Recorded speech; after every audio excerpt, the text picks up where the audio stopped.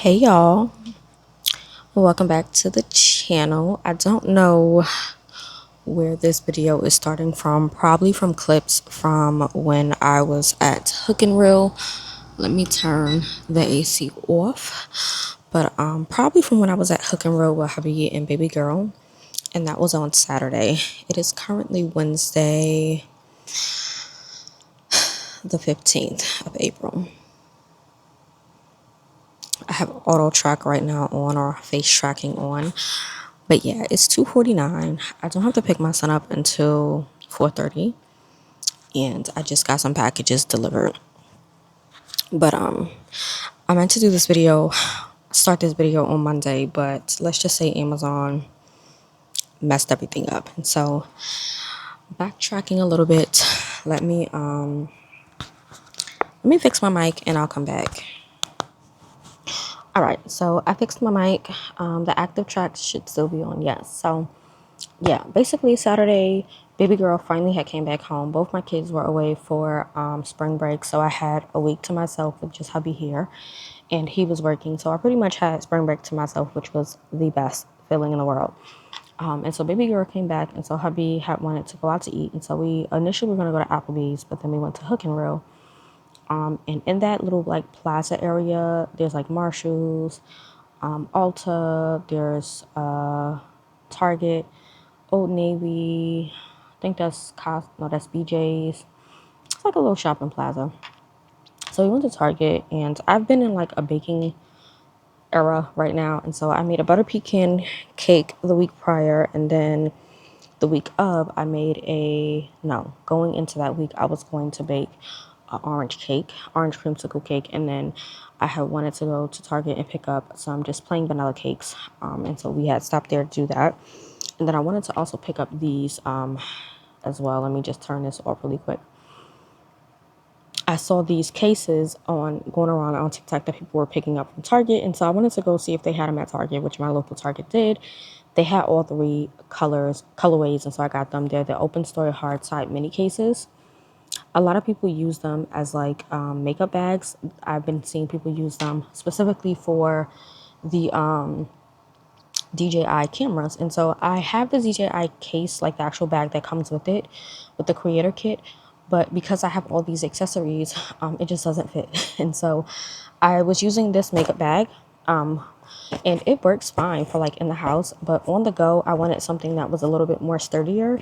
And so in here I have a bunch of like accessories for in the house, which I need to actually take these out because I have to show you guys these. So I'm taking these out, but like right now I have the trying not to make noise because she just went to sleep, but I have the tripod that came in the creator kit, and I do like the tripod, but it is a little bulky at times, and so I did get a new tripod. I'll show you guys. I have my silicone stand that I have the strap that came with it, and then I have the charger wire, so I have that. But I did get 3 of the cases, so I got this like, they call it off-white cream. I got it because I felt like it would just match with the case that I got. So right now inside of mine, I just have, I'll show you usually how I have it stacked. And so this is how I usually have it packed up in here. So I keep the camera here, and then on the other side, I keep the light for my DJI, the extender, and then the battery pack. And that's just pretty much, oh, with the mic obviously in there.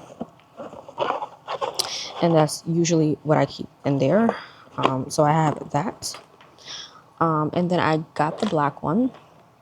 The black one, I have my Sony. My Sony camera is in here. So I keep my Sony camera in here, along with both my mic minis, the transmitter receiver, whatever this thing is called, with the actual like wire to connect it. Then I keep 2 backup batteries. I have 4 batteries in general, but I keep the one in the camera fully charged plus 2 backup ones, and then I have 1 extra in the actual case that's over there, and then the charger for it. So that's everything that I keep in here.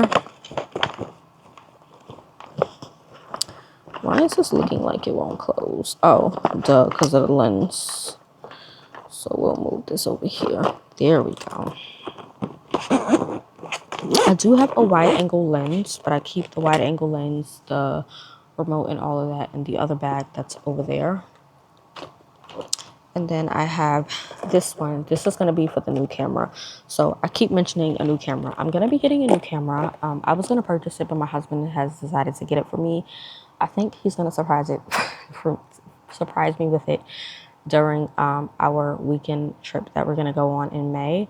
And so I did get a few accessories, obviously this case, and then I did make an order off of Amazon, which is another story. So I got some things off of Amazon for my DJI and then for the new camera, because obviously with these new cameras, when you buy them now, you have to have an SD card.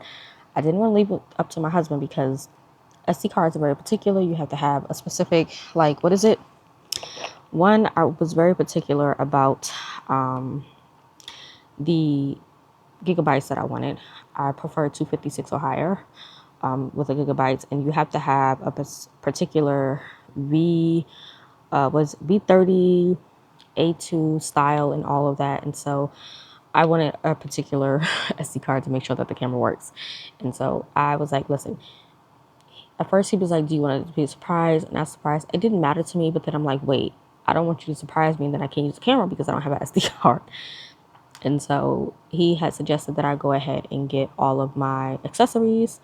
And then I thought about it. I didn't want to go ahead and get all the accessories, not knowing when, because it could be anywhere between May and June. Because May is Mother's Day, June is my birthday. And so I was like, you know what? I'll just go ahead and get the SD card and then wait on everything else to get after the fact.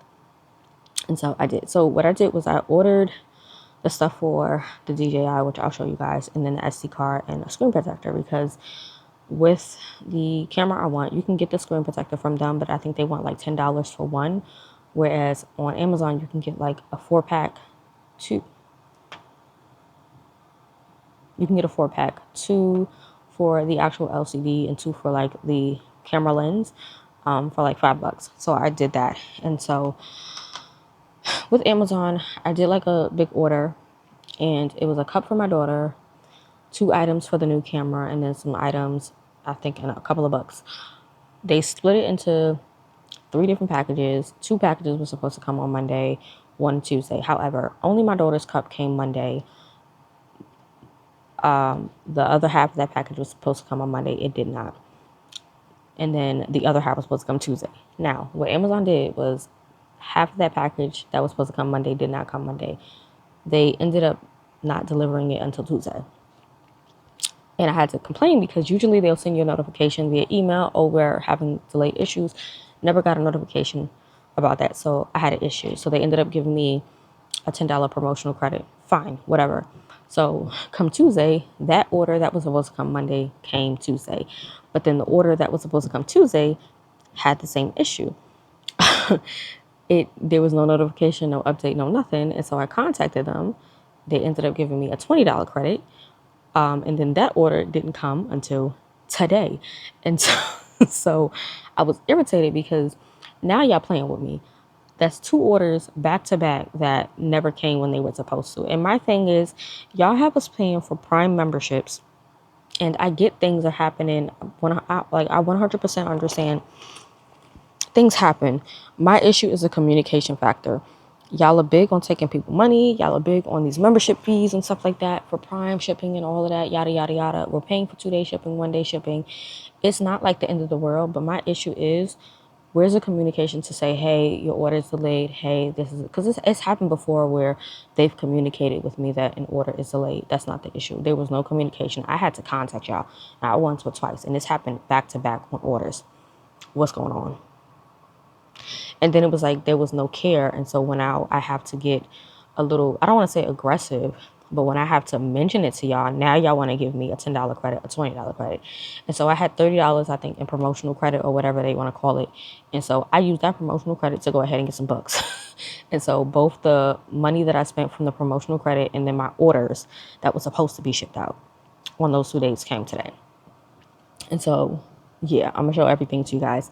But as far as the books go, so, y'all know I'm on a whole J.I. Packer kick. I'm trying to get his whole collection because I really love theology. You know, I'm in school, not in school for studying. When I say not in school, I'm putting school on pause right now until baby girl is a little older, for theology. I love theology. But I'm also on a classic kick. And I think I'm gonna start a whole like series on my channel about classics, because I'm realizing that a lot of classic novels have these themes that are geared towards Christianity, and they talk a lot about salvation, sin, redemption and stuff. They're just steeped in a lot of Christian and theological thoughts and themes. And I don't know why I didn't think about this growing up, but now that I'm older and I'm watching like a lot of other like booktubers and people on TikTok and Instagram and stuff like that, I'm realizing like, yeah, there's a lot of themes. And I decided that I want to read a lot of classics that are steeped in those themes and really see what I can learn from them. And I did do a little bit of research, not a lot of research, but I did look up some things. And I wanted to know what the connection between classic novels and Christianity was. And it says that classic novels frequently intersect with Christianity through embedded biblical allusions, themes of redemption, and explicit allegories, exploring themes of faith, guilt, and morality. And so, like, obviously, there's key people like C.S. Lewis with his Chronicles of Narnia. There's John Milton's Paradise Lost, which I do have on my list to get. Fyodor Dostoevsky.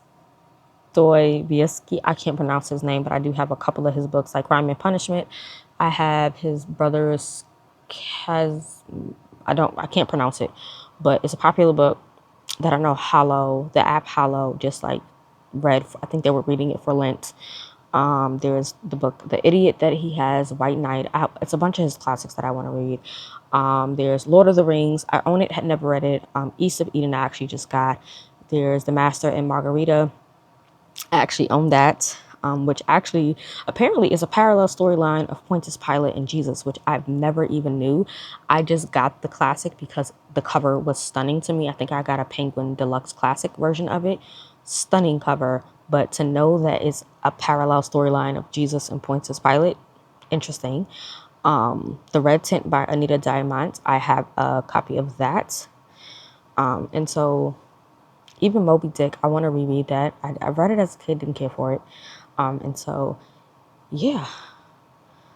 And then I know that there's like an article on the Gospel Coalition that I want to read. I know that, what is her name? Karen, hold on. Because I have a couple of her classics that she's actually written. Karen Swallow Prior. She has a couple of classics that she's done where she has taken the classics and then in between the classics, she's written some things. She has done this for, I think, Frankenstein. I have a copy of that. There's a couple of her classics, but I'm going to show you guys my classic shelf because I think some of her classics I actually don't even have on that shelf. I don't even know where they are, honestly. I would have to find those books.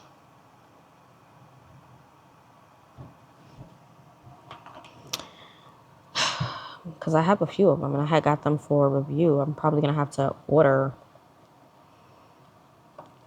them. But I have Frankenstein. Yes, because there's Tress of the Dubervilles. There's a Scarlet Letter that she's done. Yeah, let me go on Amazon and see. But I'm going to get to the haul in a second, y'all. I just need to go on Amazon and see. I probably honestly packed it away. It's either packed away or on this bookshelf, but I can't even tell. And so I'm probably not going to be able to really... I'm probably going to have to look through my videos to see. Yeah, there's Jane Eyre, Sense and Sensibility, The Scarlet Letter, Tess of Dubervilles, Heart of Darkness, I know I own from her. Frankenstein, I definitely know it's on my shelf because I literally just looked at it. Yeah, so she's done basically a guide to reading and reflecting on those classics. So she has the classics with reflections in between certain chapters and pages. And so, yeah, I'm in that kind of kick. And so, yeah, I'm going to do a little haul right now of like the things that I got. And so outside of the cases from Target, I did grab this book because I do have a copy on my Kobo. I was loving it and then I stopped reading it. This was actually really popular over on TikTok, and that's where I found this book. I didn't purchase it on TikTok though. Once I found out about it, I got the ebook copy, was loving it, was annotating it, and then stopped. And so, Pray for Him by Amanda Hayhurst, 30 Days of Breakthrough Prayers for the Man You Love. And so I had got this book. Honestly, it was this right here that I really loved. This chart. It's so basic, but it's this image right here in the book that really like got to me. But I love this. So when we was in Target, I was like, babe, can you get this for me? And he was like, huh? And I was like, yeah, I started reading this for you. So this paired with my Stormy Ormington, which I have all 4 of the books right here. The Power of a Praying Woman, The Power of a Praying Wife, The Power of a Praying Parent. And then I have The Power of a Praying Wife, the actual like study guide thing. So I'm adding this to that stack there. But I had got that from Target. And then let's get to the camera gear stuff, and then I can get to the books. So the stuff for my new camera, I'm going to be getting the Insta360 Go Ultra in white. This is what it looks like. I really want that camera. I'm not going to talk too much about that camera because when I get the camera, I will do an unboxing and a haul of everything, because I'm actually going to get all the accessories that I need for it. I already have all the accessories in my cart.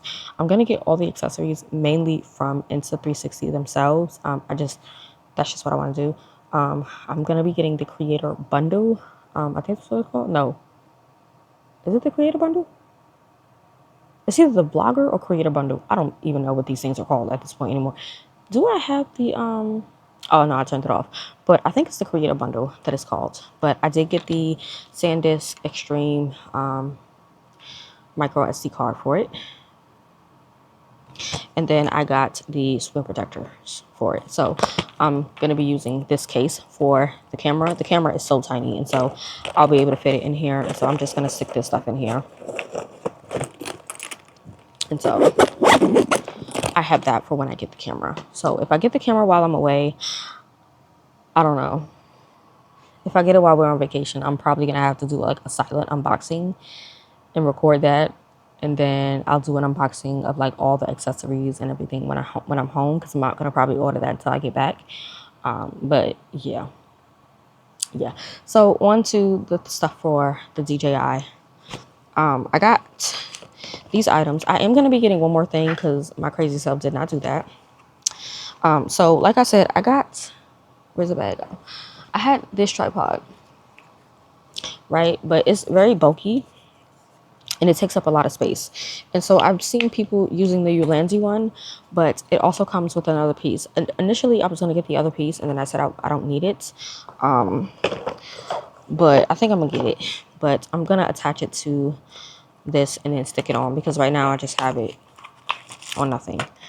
So here's what it looks like. It's so tiny. Like, first of all, it's just so like teeny tiny, and it's just so tiny, and you have to really put like pressure on it.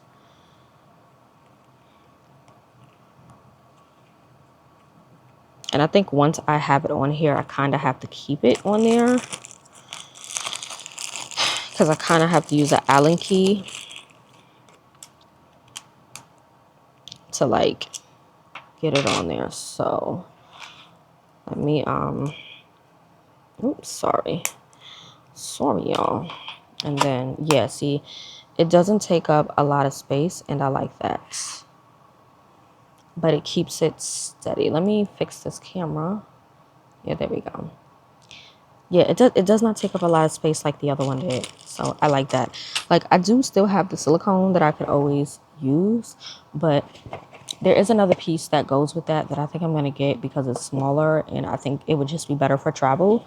And then the silicone will be great for like when I'm in the house. So yes, that's what we're going to do. I'm going to keep this and put it in the bag, and then the box could go in the garbage. You have lots of garbage to get rid of, but I'm trying not to make a noise. I think my alarm is going to go off soon for my son, but I don't have to pick him up until 4:30 because he is in detention today. So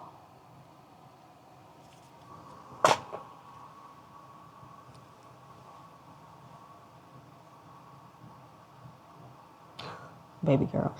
I did get a filter case for the Pocket 3 because I got some filters and I will be getting some more filters. Just so that my videos could be a little bit more cinematic, and we are going into summer. At this point, we done skipped spring. It's hot in the 80s, but it's from BRDRC.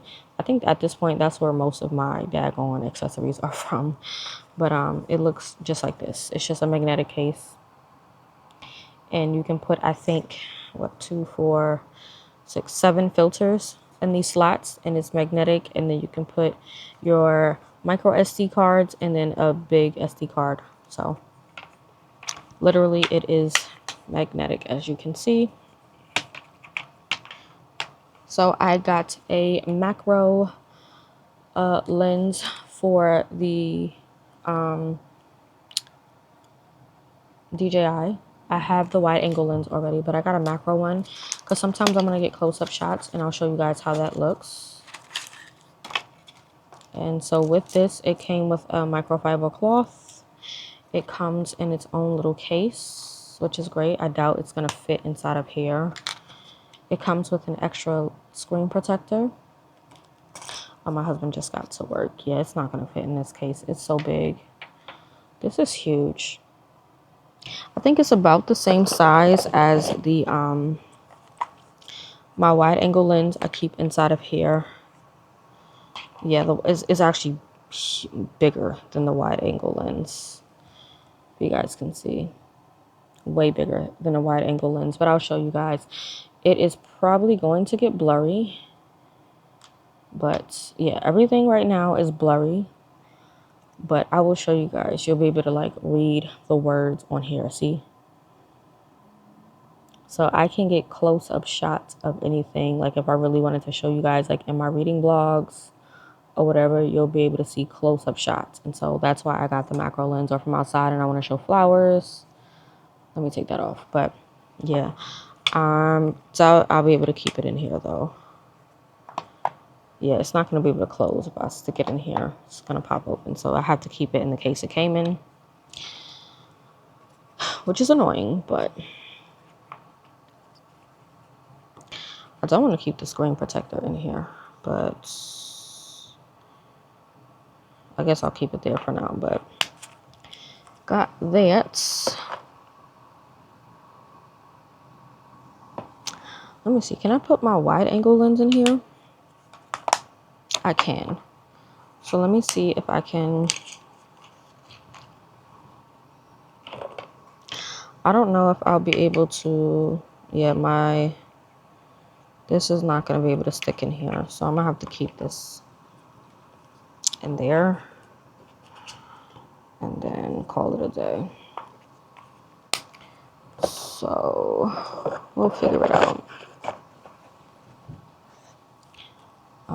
I guess I could get rid of this box. Don't need it. What is this? Just a card? Yeah, I don't need this. So we can get rid of this. This is garbage. Then I got a set from Newer. This is their filter lens set.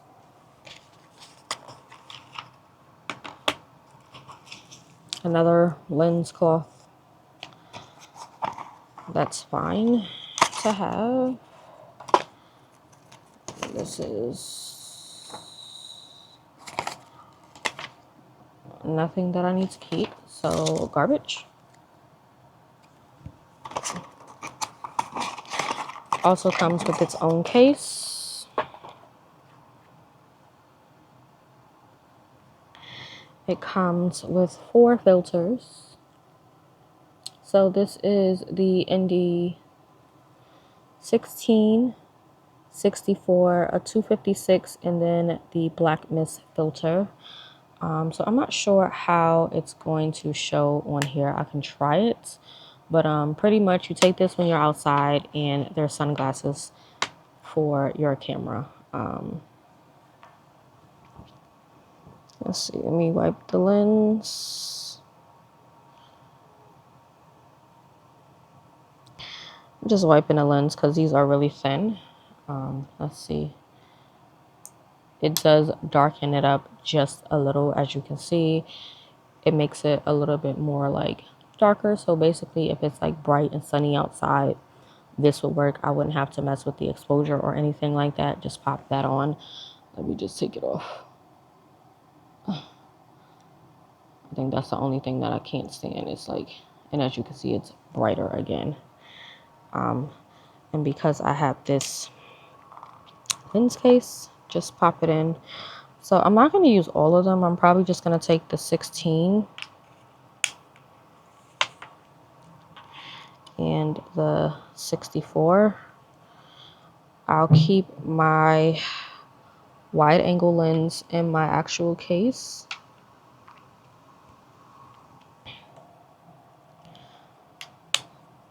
So you saw the 16. Here's the 64. I guess I could show that. It'll just make it a little darker. I'm not going to put it all the way on, but y'all saw the difference. And here's a 1/4 diffusion. It's a black mist. And it just, I don't know how to describe it, but it just kind of softens everything a little in like a cinematic way, which I do like.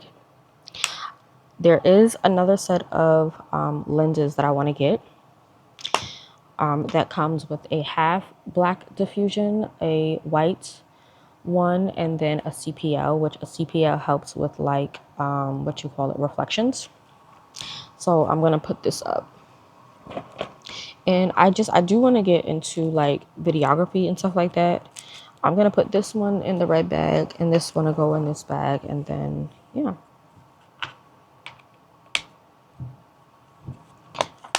So we have that. Well, actually, let me take that off.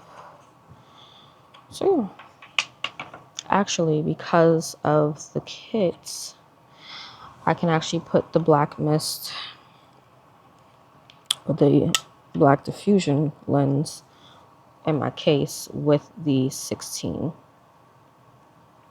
If I can get it out. There we go.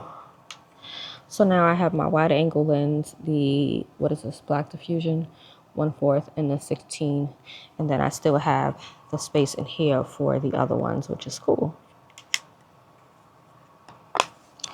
So I love that.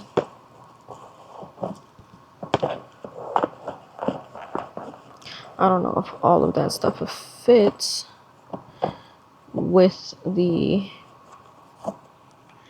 let's see.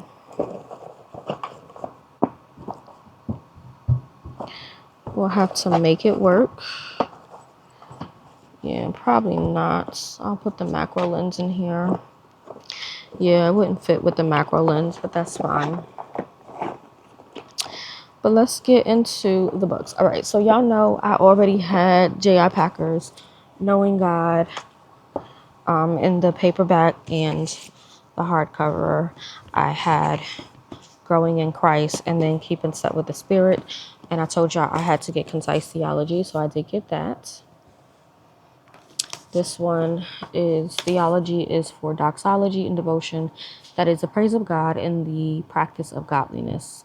Theology is important for the Christian life, and though it is marked by many complex terms and doctrines, there is yet what J.I. Packer calls the permanent essentials of Christianity. This concise introduction to these essential doctrines distills theological truths so both scholar and the layperson alike can grow to treasure the unchanging pillars of the Christian faith. Each of the 94 chapters explores a different doctrine in a way that is easy to understand and rooted in historic Reformed teaching. So this is based on the Reformed thinking. As you learn more about the foundational teachings of the faith, you will grow in the knowledge of God and will worship Him as your Creator, Redeemer, and Sovereign Lord.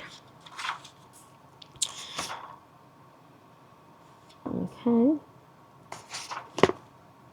And so this is broken into part 1, God revealed as Creator. Part 2 is Him as Redeemer. Part 3 is as Lord of Grace. Part 4 is revealed as Lord of Destiny. So yes, there are 94 chapters.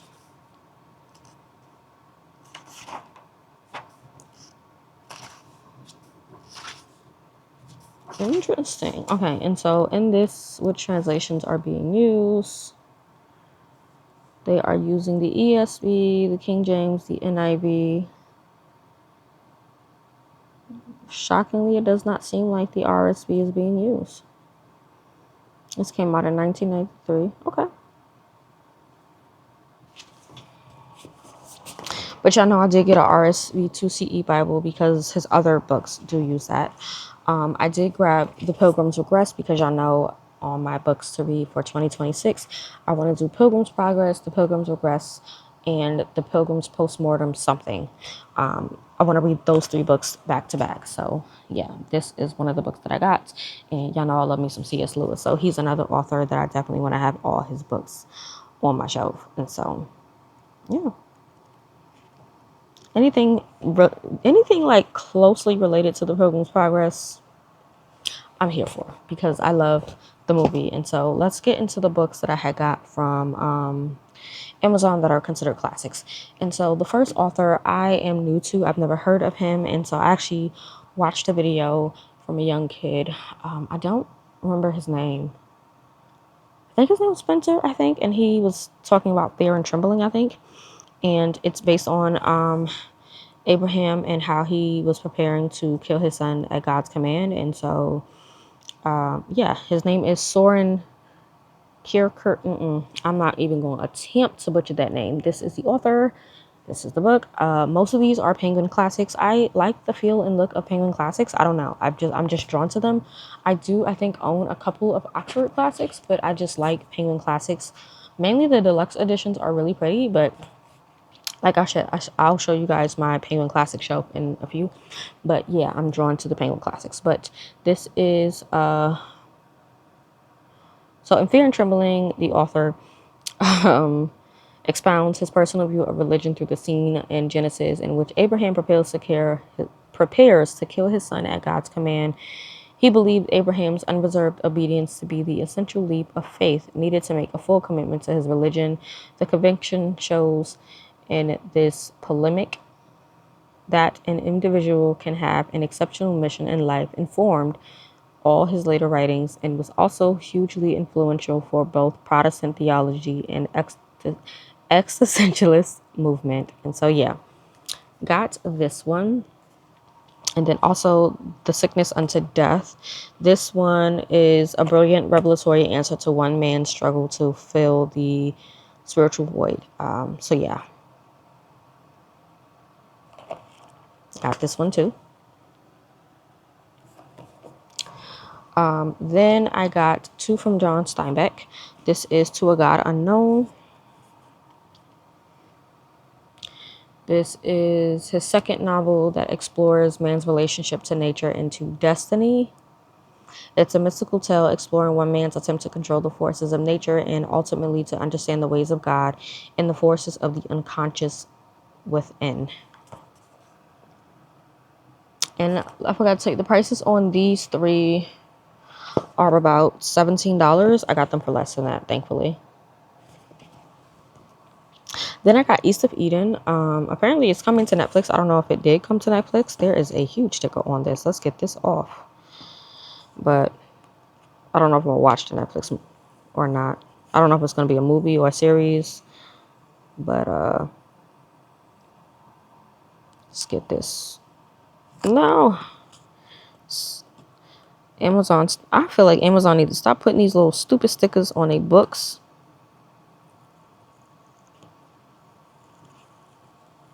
This one retails for $20. So, yeah. But yeah, this one is a brutal novel that follows the intertwined destinies of 2 families, the Trask and the Hamiltons, whose generations helplessly reenact the fall of Adam and Eve and the poisonous rivalry of Cain and Abel. Yeah, I'm gonna leave it at that. This has enduring themes: the mystery of identity, the inexplicability of love, and the murderous consequences of love's absence. So yeah, there are 2 other editions that I kind of want to get, but it depends on how I feel about this book. If I do actually end up loving this book, I will get the other 2 editions. There's one that is orange and has a bunny. It's weird. Don't ask me why I want that one. And then there is one that is like all white that I've seen other people get, but I did get this edition of it. So yeah, depending on how I feel, I will most likely grab both editions. They're already on my Amazon wish list. So yeah, but I do like it. It's floppy. So yeah, got that to read. Then this is not a Penguin edition. This is from Picador Modern Classics, but it's called Silence. And this is a Japanese Christian fiction novel that was turned into a movie. I think I've seen parts of it, of this novel before, but it's called Silence, and it's basically translated from the Japanese. So, two Portuguese Jesuit priests travel to a country hostile to their religion, where feudal lords force the faithful to publicly renounce their faith.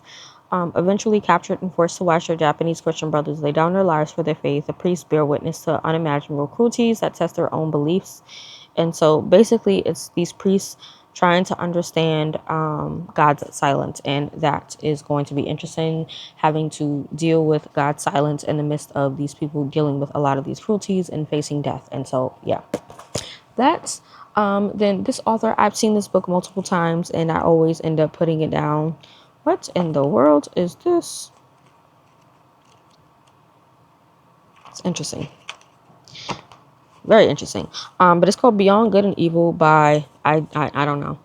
But I've seen this so many times and I always put it down, and it retails for $13. Yeah, Beyond Good and Evil confirmed the author's position as a towering European philosopher of his age. It seeks to demonstrate that the Christian world is steeped in a false piety and infected with slave morality. So yeah.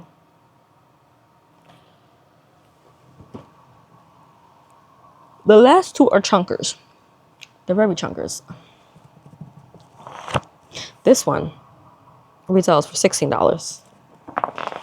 It's a chunker. Chunkers. And again, they're over 1,000 pages, and I've read Brandon Sanderson's books. So, I mean, if I could sit there and read his books, I definitely could read a classic that has some type of Christian-based themes. And yeah, so this retails for $16, and it's Alexander Dumas's The Count of Monte Cristo. I want to read it. I also have War and Peace on my shelf. I want to get my hands on Anna Karenina. I want to read Les Miserables is another one that's on my list.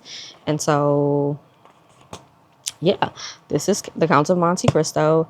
Yeah, The Count of Monte Cristo, yes. Thrown in prison for a crime he has not committed, Edmond Dantes is confined to the grim fortress of If.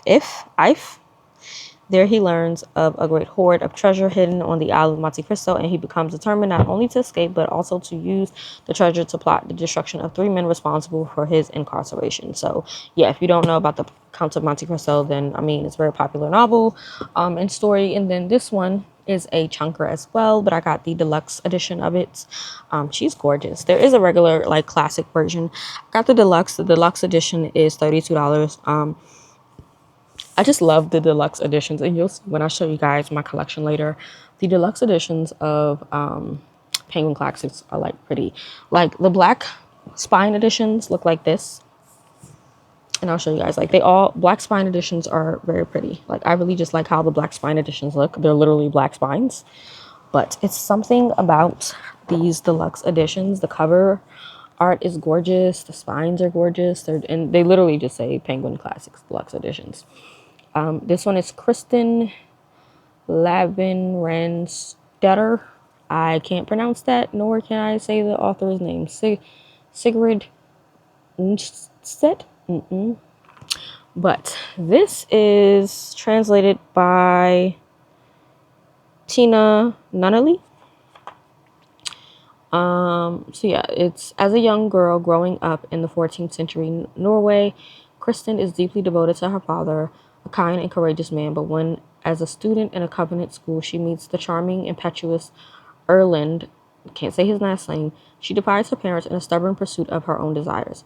Her saga continues through marriage to Erland, their tumultuous life together, raising 7 sons, as Erland seeks to strengthen his political influence, and finally their estrangement as the world around them tumbles into uncertainty. In her great historical epic, Kristen Lavrenstatter, Sigrid tells the life story of one passionate, headstrong woman Sigrid paints a richly detailed backdrop, immersing readers in the day-to-day social conventions and political religious undercurrents of the period. Now in one volume, Tina Nunnally's award-winning definitive translation brings this remarkable work to life with exquisite clarity and lyrical beauty. With its captivating heroine and emotionally potency, Kristen Lavransdatter is the masterwork of Norway's most beloved author, one of the 20th century's most engaged literary minds, and a story that continues to enthrall. So, yeah, I'm excited to dive into these books. A lot of these authors are not American, so it's going to be interesting to read. And honestly, to dive into them and pull apart the Christian aspects, the themes, the thought process, the mindsets, and stuff like that. And so I definitely want to do that. Y'all know I love me a good biblical fiction, a good Christian fiction, a good romance, a good fantasy, but I definitely want to dive into classics and see what I can get. And the first classic, of course, that I'm going to read is The Pilgrim's Progress. Y'all know I started that and then I stopped. I definitely want to read The Heart of Darkness. That has definitely been on my TBR for way too long. And I just have so many other books that I want to read. I've been buying classics for a minute and I just haven't started reading them, and I never knew why, but now I know why. And I definitely want to do that. And so I'm definitely going to show you guys my classic collection or my classic shelf for sure. I need to go put these classics over there. Like I said, there are some other classics that I definitely want to get my hands on. I'm pretty sure I'm missing some classics. I don't know where they at though. Which bookshelf they on, I don't know. I know I have more from Karen Swallow Prior. Where they're at, no idea. I probably packed them away, but like I said, I got books that are packed away, books that are missing. Don't know, but I know for a fact I do want to get some more books. But yeah, like I said, I do have that adapter piece that I need to get. This is it. I need to get this adapter piece that goes with this tripod. And then these are the lenses that I want to, the other 3 lenses that I want to get. I was going to get some lenses for my Sony, but my Sony is mainly for indoor when I'm in the house. I know the DJI can take photos. I've heard people say the photos are nice. I don't think to ever really take photos on my DJI. So I will be using the DJI when I go on my trip next week with my church. So I may take photos, but I'm also taking my Sony with me. So we'll see. But yeah, I may get some more classics. I don't know. It's like I want to get these classics because they really, like, I have Paradise Lost by John Milton, Don Quixote.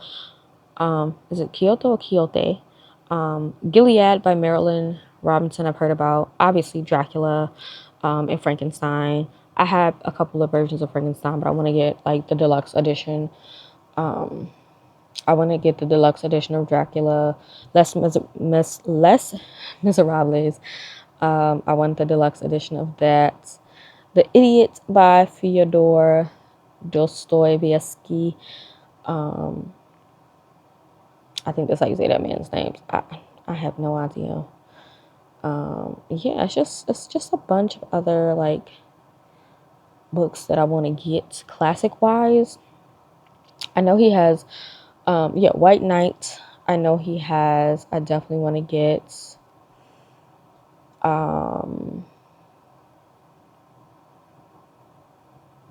he has a book called Devils, but I have, I guess, the Americanized version, which is called Demons. I have that on my shelf. Notes from the Underground I do have. So it's like I have quite a few books that I definitely want to just dive into for not just fun purposes, but also for like learning what I can from the minds of these people, if that makes sense. I don't know, but I'm gonna go. And I did bake a cake. I made a vanilla cake, so I do need to ice that. My son is in school, like I said, for another hour. It's 3:34 right now. Baby girl's knocked out, so I'm probably gonna read. Oh, I did find some other books that are written in the same vibe of Screwtape Letters, so I'm probably gonna make that a whole video series. I don't know, but I need to go put these books away. I'm probably gonna put this on my bookshelf with my other C.S. Lewis books. These are gonna go stack over here. Yes, that's what we're gonna do. We're gonna stack these over here, and then we're gonna stick these on the shelf over there, and then maybe I'll show you guys what my classics are looking like. But my son is leaving tomorrow. I was gonna keep him this week, but I forgot I do have to do my sleep test this week. And so my son is gonna leave tomorrow. I'm gonna go pick up my sleep test after I drop him off. And then come home. And then my daughter and my husband are gonna leave Friday to go to Mom and Love's. Saturday, I have first dance rehearsal for Pentecost. And then I'm going to go to Primark to go pick up outfits for my son and I. My daughter has her 2 outfits already. But my son and I have to get an outfit for our trip for next week. We're going to Sight and Sound to go see, is it Joshua? Which I'm super, super excited for. So yeah, I also will probably snag a couple of pieces up for the trip for my husband and I. Because I don't have any clothes. Like, I don't have clothes that fit. Like I said, I went from being a small extra small being a large extra large, and so I legit have no clothes. I could probably squeeze into my clothes, but I'll be honest, your girl's been feeling insecure, and I don't like it. Like, I was insecure before about being so small, and now I'm insecure about how I look. And I'll be honest, in my last vlog, I didn't like how I looked, but I still put the vlog up. And I'll be honest, I just don't like how I look, and I've been so comfortable in my sweats that so I do need to get some clothes, maybe a couple of dresses. I don't know, but I need to figure it out because we're leaving in a couple of weeks, and I ain't got no summer attire, and we're gonna be outside.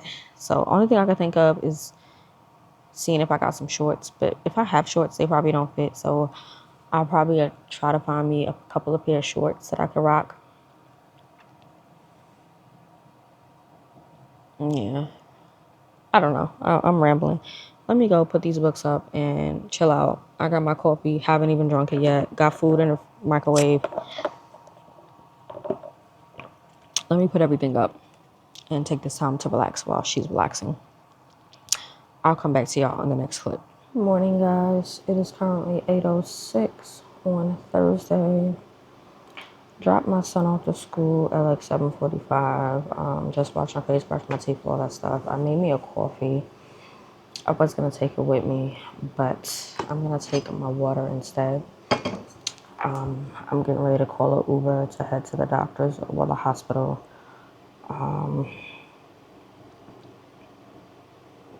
I took my medicine an hour early because I ain't got time. But yeah, I'm just going to eat a banana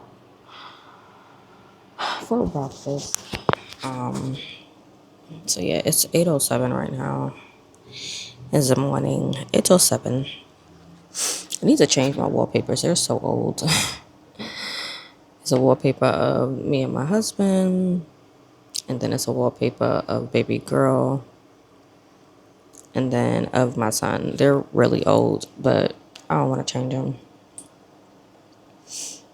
But yeah, my appointment is set for 9:30, but I don't know where in the hospital I gotta go. I gotta go like floor D or something like that. And the hospital's so daggone big. And sometimes the workers don't really help you. So I think I'm gonna head out now, and I'm really, really tired. My son goes to his dad's. So yeah. Yeah. I'm in my brother's area with all his equipment, but my banana is on the fridge. I mean, it's on the counter. Like I said, I did make me a coffee. I've mixed Tanzania and Raphael from Nespresso together to make a triple shot. I was gonna take it, but it's hot outside, so I'm just gonna leave it in here so it's cold by the time I get back and just add some ice. And I'm gonna take my water and a banana.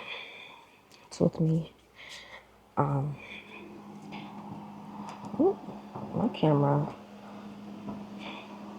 my gimbal has been tripping. But yeah, I'm gonna go, and I'll probably get some shots while I'm in the Uber there. But I'm gonna go get myself together, get out of here, so I can go grab my equipment and get back. Hopefully I get back before baby girl wakes up. But I do want to get some reading done today. I'm behind. My audiobooks are going to be returned, I think, in like 6 days. Hello Kitty Island Adventure City Town comes out today. My husband was going to get it for me, but I don't know if I want to get it today or just wait. I'm not sure what I'm going to do. I may get it today. I don't know. I was supposed to go to the mall this weekend to get my son an outfit. I may just get it off of Amazon. I'm just in a I don't want to do nothing type of mood. So we'll see. I'll scour Amazon while I'm on my way to the appointment. But let me get out of here. I'll chat with y'all later. Hey y'all. So it's currently 3:10 right now. Finally got baby girl to sleep. My son is officially with his dad. This morning was a hot mess picking up my machine and stuff. So I did get it. They use Whisper for their sleep system. And so when I got there was some people there. There was like one girl sitting up in a machine and she looked like she was out of it. There were some people sleeping in like rooms. It was kind of like weird to me. Again, I've never had to do like a sleep study. They want to do this because with Graves and then having migraines, I do have issues with breathing now, swallowing and stuff like that. So they do want to do a sleep apnea study and all of that. It was kind of weird, but the hospital itself is very big. I'm not new to this hospital, but getting to this floor was weird. It was very weird today, and they were not very helpful, and so it drove me crazy. Even with registration, I never have an issue with registration, but today it was kind of like they called my name, but another lady went, and so I don't know if they thought I don't know, because even when I sat there for over an hour and I went up, they were like, yeah, we called your name. And in the system, it had that I was with a person being registered. Hold on. Hello?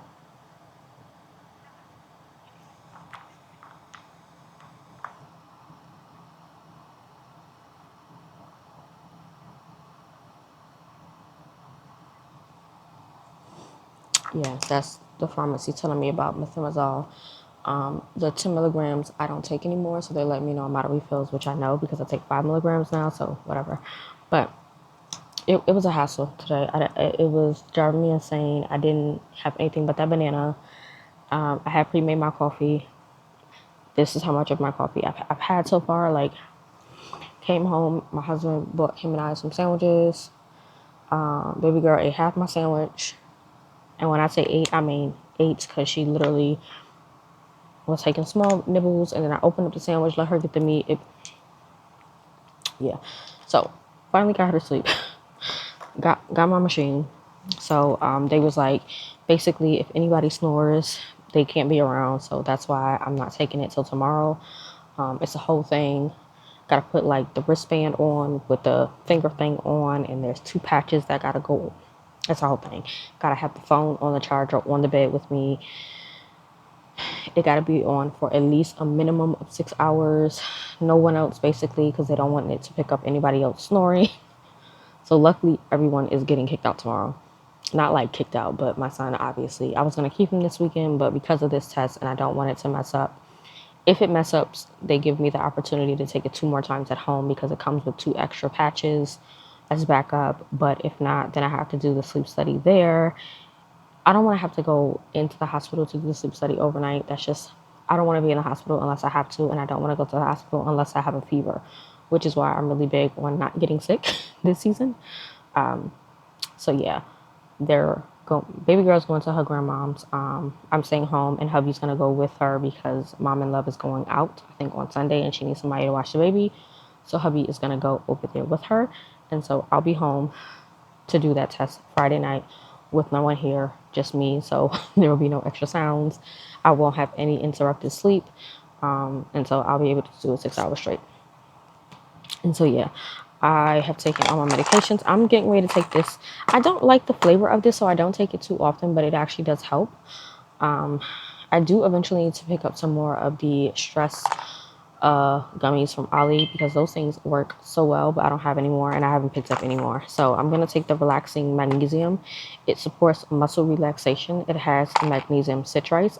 I do take magnesium glycinate, and I have magnesium oxide, and I have magnesium citrate.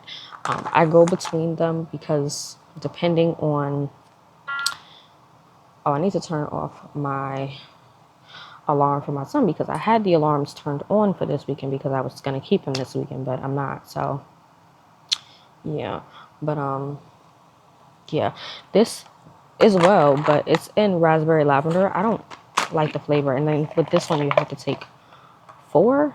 Yeah, I have to take 4 of these. So, but my body is really, really sore and so much pain, and so yeah, I'm going to take these. But hold on. Yeah, sorry, I had got a phone call. Forgot what I was saying, but I already took all 4 of these already, so my body should start to feel a little less pain. But yeah, I did end up going to Walgreens last night and got the things that I needed. So I'm gonna show y'all that real quick. And then I'm gonna show you guys my classic shelf. I did organize it a bit. I think I only took 2 books off of that classic shelf and put them on my other shelf. Yeah, only 2 books came off of that shelf. I will tell you guys the other classics I'm going to get the next time I make my Amazon order.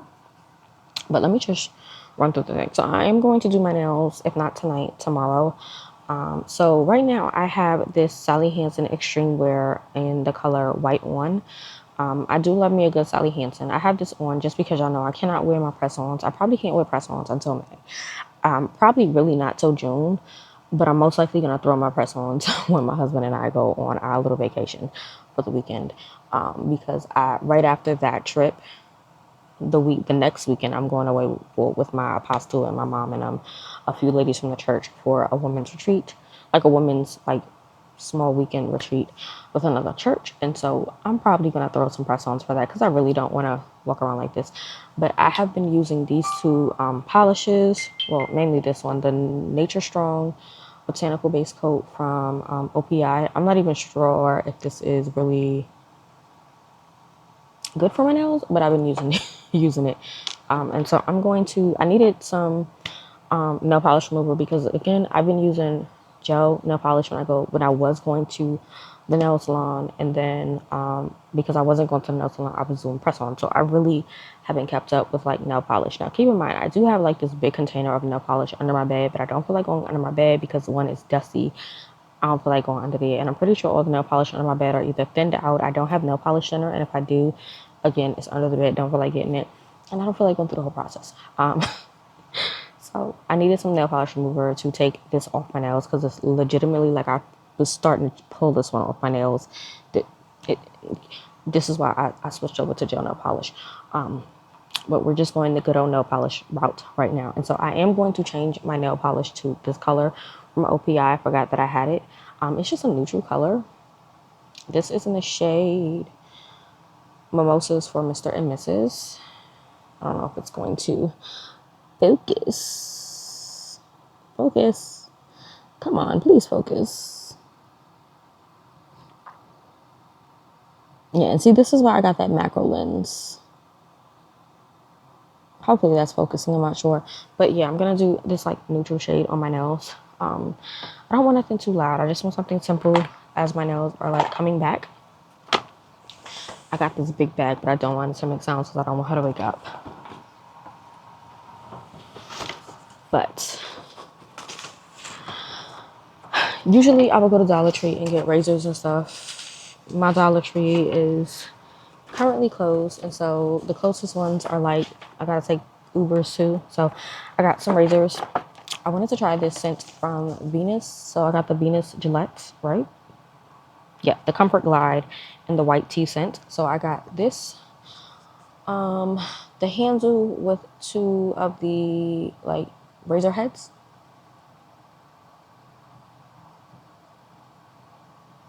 Or not. It comes with a shower holder, a handle, and 1 blade, I guess. And then this one comes with 4 of the heads. So I got that.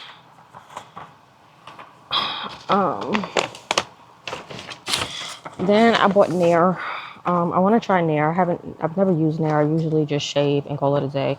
But I want to try Nair. So I got the body cream hair remover. This one is the nourishing oat milk and vanilla. And then I got the bikini cream one just to try it out. This one has green tea in it. Just want to try it out. I know people have also tried wheat. I've never tried that. But yes, so I'm going back old school to my joys. I got the Hard as Nails Sally Hansen nail hardener. It helps prevent chipping, splitting, and cracking nails for longer, harder nails. I was using this growing up. This one in the pink version, I really don't know what the difference is, honestly, outside of the color of the polish. So I just got the clear one. So that one, and then I got the Sally Hansen Ultimate Shield base top coat. So this one it shields and protects brittle nails. So yeah, you can use it as a base and top coat. And so I'm going to use both of these together. You can use a top coat. Sorry, you can use a hardener and a strengthener together. I forgot the order. I think you use the strengthener first and then the hardener on top, or vice versa. Honestly, I don't remember the order. I'm gonna Google it, but got these, and then I'm going to paint my nails in that color. But I need to get my nails back on point. Growing up, high school, college, I was definitely all about my nail care and my hair care. I fell off, but it is what it is. And then I wanted some acetone, but my Walgreens was out, so I just got this nail polish remover with coconut, avocado, and olive oils. They had one with keratin. They had one with vitamin E. I just went with this one because I think this was like $5. The other ones were like $6. I wasn't trying to pay that much. And then I just got some cotton rounds or cotton balls. I prefer cotton rounds on my face, cotton balls on my nails. So yeah. So, and then all my receipts I need to scan and to fetch. But that's what I got from there. So I'm actually going to take these off of my nails right now because they got to get off. They look crazy.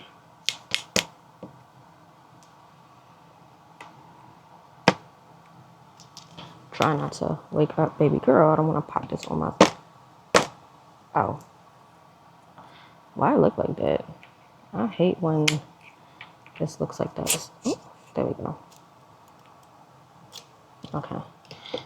So I prefer acetone because it's obviously quicker, but also acetone is not good for your nails because it obviously totally dries them out. So, but I'm going to take this off, and I guess while I'm doing that, I can also run through my list of books, and if I can, I'll throw the covers up. And like I said, most of the classics I'm getting will mainly be so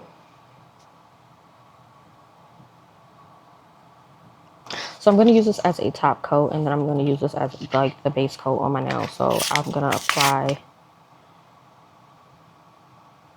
yeah, so it says apply to bare nails, use alone or as a base coat. So yeah.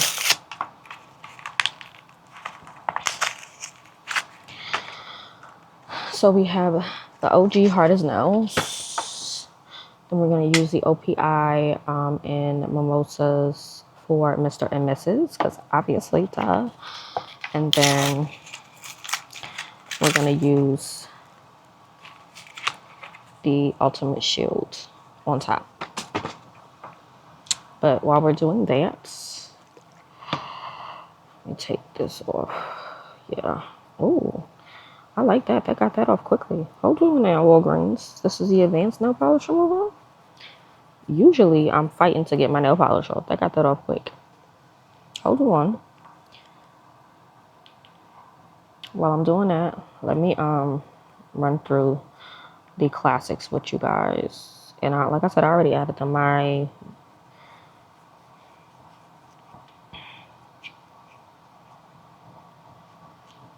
Alright, so I have Anna Karenina by Leo Tolstoy, and I have the paperback deluxe edition from Penguin, because y'all already told y'all I like the deluxe editions from Penguin.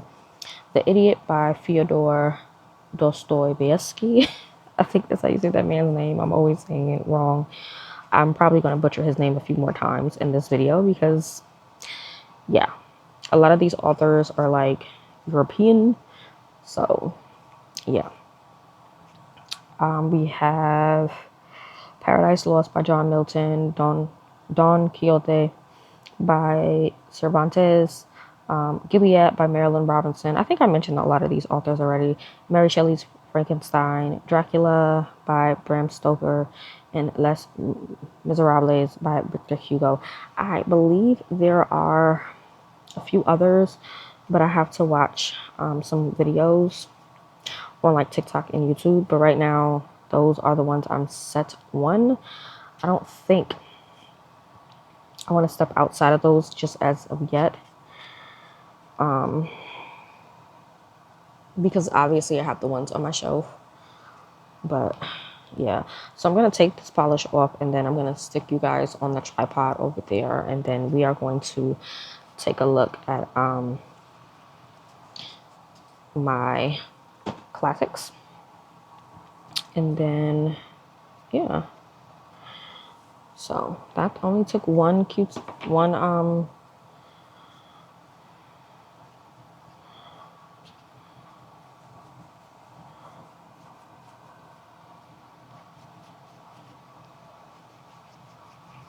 Oh, Crossway did also send out my copy of God Has Spoken by J.I. Packer. So I think now I only have 2 more books from J.I. Packer to get, which is, I gotta go on the Crossway website and I can tell y'all. But I think A Quest for Godliness is one.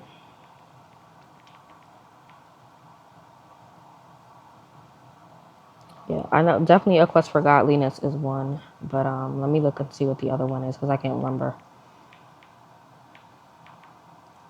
There's definitely one other book. I think it's my mom coming in the house from J.I. Packer. I have Growing in Christ. Yeah, A Quest for Godliness is one that I have to get, and then Rediscovering Holiness. Those are the only 2 I think left. I mean, he has other books. Like, I might be interested in keeping the 10 Commandments. I don't know. But definitely God Has Spoken is on the way, which I'm super excited for because then I officially have, like, my full collection of J.I. Packer. But, yeah, I'm super excited for that. I think once I grab those last 2 books from J.I. Packer, I'm going to go back into requesting copies of their commentaries so that I can finish off the ones that I want. I don't think I want the full commentary as of yet, but there are specific ones that I definitely want to get my hands on. But I'm going to finish with taking off the polish. Well, I am finished right now, but yeah, finish with that. So where's the top? Yeah, this my polish is good. Might even do my toes. And white possibly. But yeah, I am going to clip off this hangnail really quick because it's been bothering me all daggone day so far. But I am going to transfer you guys over to the tripod and then go through what's classics are on my shelf and we'll move on from there. All right, y'all. So we over here by my door. Literally, this is like my jewelry hanger where I got like my brooches and stuff like that. I haven't even worn a lot of these things in a while. But behind y'all is like my other 2 bookshelves. I literally only have 3, 4 bookshelves out. So here is where I keep like my hair care stuff. My classics, books that I was like hauling, and then like some children's books down here, games and stuff. So yeah, this little section is where my classics are. Like I said, I took 2 off the shelf. So I'll show you guys really quick. So I have this classic I got from my son's school. They were having an event, and on one table they had like brand new books you could only get 1 of. On another table they had like used books that you could grab as many as you want. And I think I picked up 2 One is on the shelf. This is the other one. This is A Midsummer Night's Dream from Shakespeare, the newly revised edition from Signet Classic. When I was in college and high school, I had a ton of books that were like Shakespeare plays, books from Socrates and stuff like that, philosophy. And I really was into those books. I think we moved several times and I lost all of those. And so when I saw this, it just brought me back to like my high school, college days, and I immediately picked it up. And so, yeah, I got this book, and I just threw it over on this bookshelf behind you guys. And then I have my paperback copy of Hind's Feet on High Places by Hannah Harnard. I think there is a large hardcover edition of this. I don't know if it's hardcover or paperback, but I do want a larger copy of this. I love this book. I don't know if you guys are going to be able to see the tabs I have on it, but this is literally one of my favorites. I consider this a classic. It says fiction, Christian, classic, allegory. Yeah, this is so good. This is based off of Habakkuk 3:19. It is a Christian allegory. I think I did a reading blog. I did. I'll leave it linked in the cards, but this book was so good. I also read book 2. I did do a reading blog for that. I'm actually in need of a reread for this book. It is so good. Hannah Harnard did a great job with this book. It came out in 1975. Yeah, I love this book so much. So I threw it on my Christian bookshelf over here next to like my C.S. Lewis and stuff like that. So that's where that book is. And I think my mom is coming in my room. No, she's not. Okay. So I do have my coffee here. And my Nespresso cup. They came out with a pink one, y'all. And I want it so bad. It came out on the 14th. Oh, I also forgot to tell y'all, I did get, today is the 16th that I'm recording this, and Hello Kitty City Island came out today. And I had my husband get it for me, so I'm playing that. So I've been playing that for like 2 hours now. And I'm drinking out of my lavender Nespresso cup. I know I got 2 of these and 2 of the travel mugs, but they came out with the pink version. And I want it. And I have it in my cart. I have the pink one in my cart, the blue one, and then I have the yellow travel mug with the aquamarines, aka mint one. The issue that I'm having is like I want it, but I think it's stupid because the only thing that's like colored is like the straw and this part is removable. So I think it's silly, but I'm also an espresso girly. So we'll see how I feel come May. If they still have any in stock, I may pick it up. I literally have like 4 new cups, and I don't know if I need any more cups, but let's get into my classics. I don't have a lot of space here. I could if I removed all of this stuff, and I do have somewhere to put it. And so like up here, literally here, is nothing but here stuff. And I could move this stuff over there. Like I literally have somewhere to put it. I just don't want to move it. So I could move y'all up just a little bit. I'm just trying to make sure I don't knock it over because I don't want to knock the DJI down. But it is 2 rows back. So Penguin Classic editions, like I said, I do love the way the black spines look, but I do have some of the deluxe editions in the back because they're chunkier. So over here, I just have like my mini ones. Oh, I have this magnet. I don't know where I got this magnet from. Probably one of like my Christian book boxes that I used to get. It is Luke 7:50. Your faith has saved you. Go in peace. I have my light on. Let me see if I take it off, if it makes a difference. Oh, I could do without the light, so I'm gonna take it off. Don't really need it. But yeah, that's what the magnet says. It's literally just a magnet. I have it here, but so this is the other book that I got from my son's school. The Adventures of Tom Sawyer by Mark Twain, complete and unabridged. I hope she is not waking up.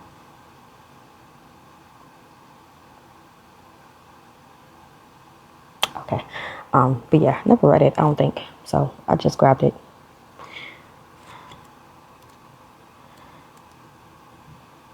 So yeah, picked up that.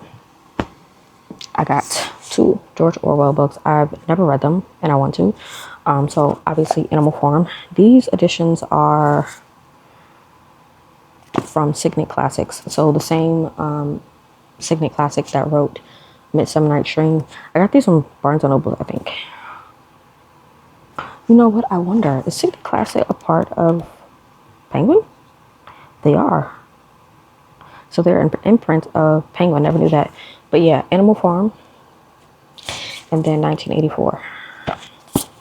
I really want to read Animal Farm. It's a really short read than book. But got that. Then down here, more of my Penguin classics, of course. You know what? I'm not even going to start down here. Let's start up here.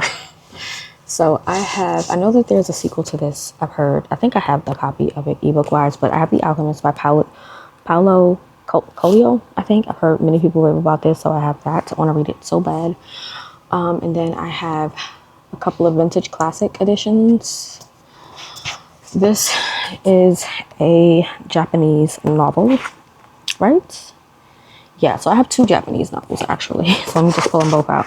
This one is from Vintage Classics. This one is Some Prefer Nettles by Junichiro Tanizaki. Don't get me to butcher it. But yeah, it is an exquisitely nuanced exploration of the allure of ancient Japanese tradition and the profound disquiet that accompanied its passing. It just sounded interesting. Got it. No other reason. And then Silence, I talked about it. Basically, these priests, two Portuguese Jesuit priests traveled to, hold on guys. Sorry about that. Yeah. But yeah, basically this is about two Portuguese priests that traveled to, I think it's Japan.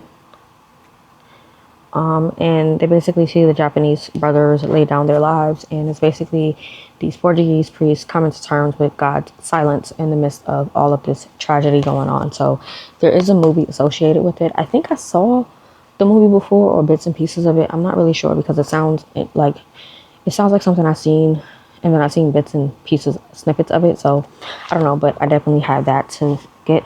Then I have these two by Albert Camus. I think I say it, The Stranger, and then The Fall.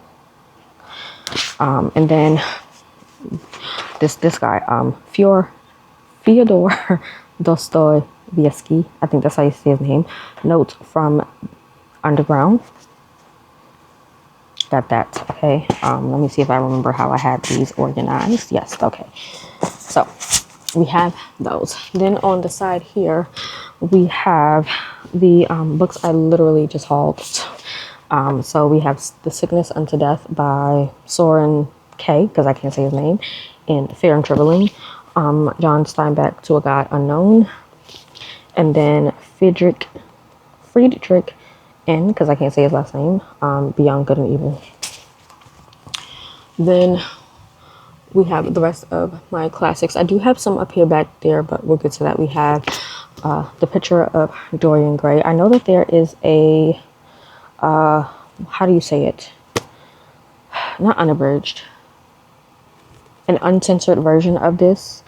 I don't know if I want that version or not. I'll see once I read this, and if I do like it, I will see if I want the uncensored version. But I have The Picture of Dorian Gray, and I specifically wanted this version of it. We have obviously John Steinbeck's East of Eden, The Pilgrim's Progress, and y'all thought I was joking when I said I started this book. Literally, I started it. I tabbed it already up. I literally have notes in this already. When I put reference to Bedford jail where he was imprisoned, Sin and Guilt with the Great Burden. I have I do eventually want to get the children's edition of it because it is illustrated. But yeah, I was already enjoying this book so much. And I do want to get back into it. I think I had stopped because I said I wanted to make a reading blog out of it. But this is going to be the first classic I pick up. But we have that. Then I have the complete Dead Sea Scrolls in English. Because obviously as a theology student, we need this. Because what? Yes. Then I have Fyodor Dostoevsky's Demons. It's also titled Devils, depending on the translation and edition you get. I think for the, is it Oxford's Classics? I think it's called Devils, or there's another edition that's called Devils, but I got this one. Yeah, this one is called Demons. Whoever conquers pain and fear, he himself will be God. So yeah, I got this version of it. And then obviously The Count of Monte Cristo, literally just hauled it. Let me move these out of the way. And then obviously we have more classics back here. So up here we have Rainer Marie Rilke, Letters to a Young Poet.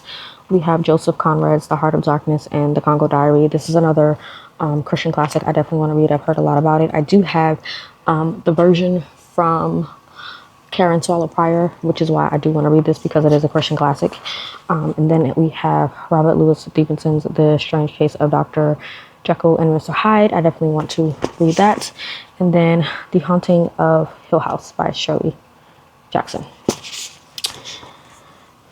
Then moving on, this is what I know Hollow was reading during Lent, because it was all over like Facebook and TikTok and Instagram. Anywhere that Hollow was mentioning, they had like their own edition of this book. So Fyodor Dostoevsky's The Brothers Karamazov. Listen, don't butcher it, but this book, I want to read it so bad. It is definitely a thick one.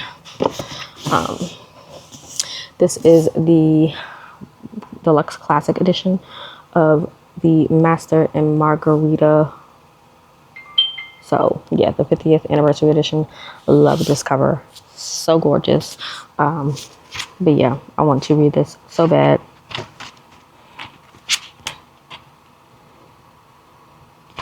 I'm trying to see if they have like the information.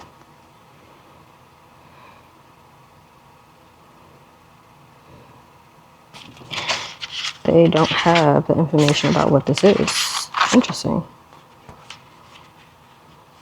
I think that's my issue sometimes with these like deluxe editions, is that they don't really tell you.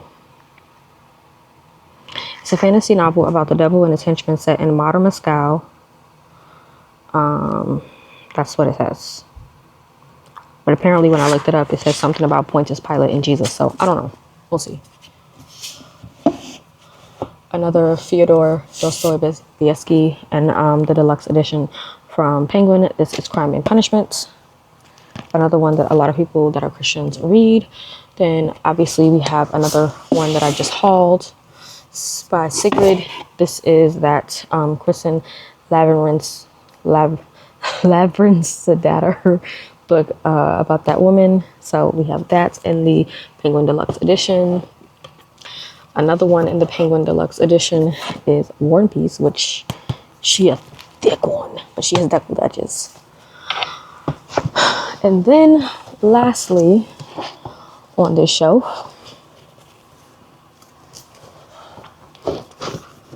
I can get this one back. And y'all, sorry if y'all see my hair. My hair is not the best.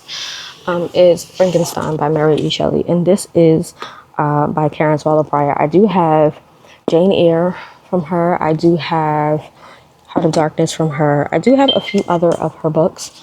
I just don't know if I packed them away or if they're on any one of these bookshelves. But I do have like a few other of her books. I don't even know if they show them in the back of this. This is what they look like. But I have Sense and Sensibility. I have Heart of Darkness from her. They are like cloth-bound hardcover books, and they are a guide to reading and reflection. So they literally have the book itself, but in between the chapters, there's like bits and pieces of you reflecting on the book. I'm trying to find one. So yeah, there's like questions for reflection and stuff like that, but from a Christian perspective. And so that's why I like her editions. And so I know she has one for the Scarlet Letter. So even if I have her books, I still want the Penguin versions. And even if I have the Penguin versions, I still want her versions, because obviously as a Christian, I think it's important to still have that perspective. And so, yeah, those are my classics.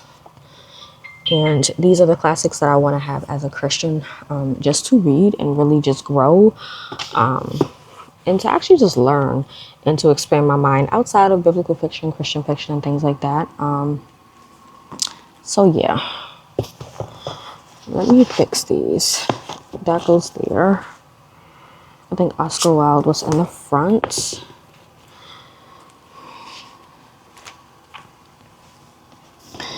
these go here. Okay. I think these go here. Yes. All right.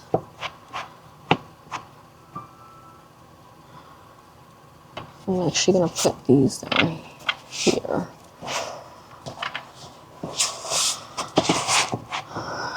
There we go.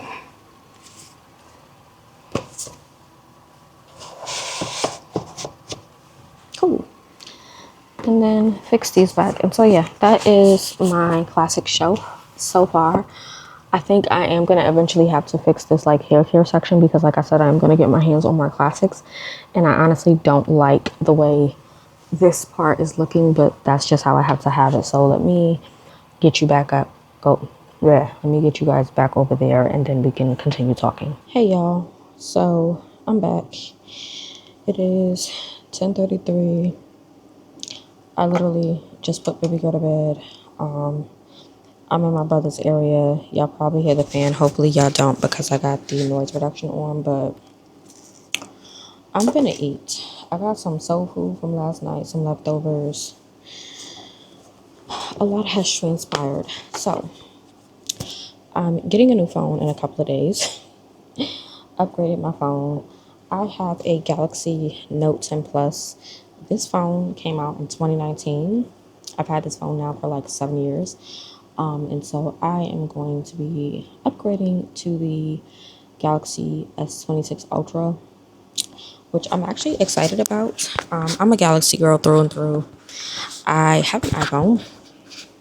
I think this is a 14, the regular 14, not the Pro or whatever it is. I just got the regular Pro, the regular 14, and I got the 14 the same time I got my iPad.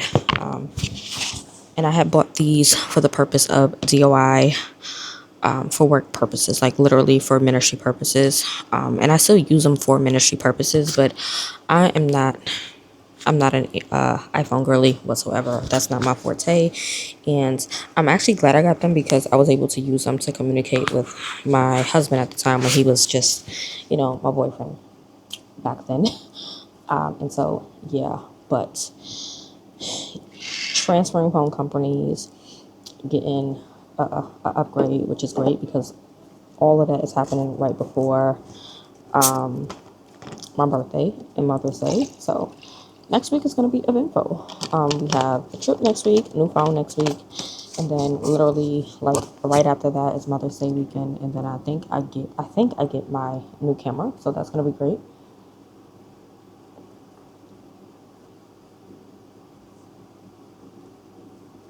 And possibly getting my hair cut the week after that. So lots of things transpired. But I was doing some research on classics and Christianity and all that, and came across this article on Crossway. And I'll leave any articles that I'm talking about down below. But I came across this article from the Gospel Coalition by Justin Taylor that was published in 2014. And I'll leave that link down below. But apparently there was a series, A Christian Guide to the Classics by Leland Ryken. I think that's how it's pronounced, Dr. Leland Ryken. And it was a series of 4 articles. What is classics? What is a classic? Why read the classics? My sister is about to walk past. Sorry, y'all. It's okay. Misunderstood Christian classics, and then how to read a classic. And so I'll leave a link to the main series down below, and then you can look through that.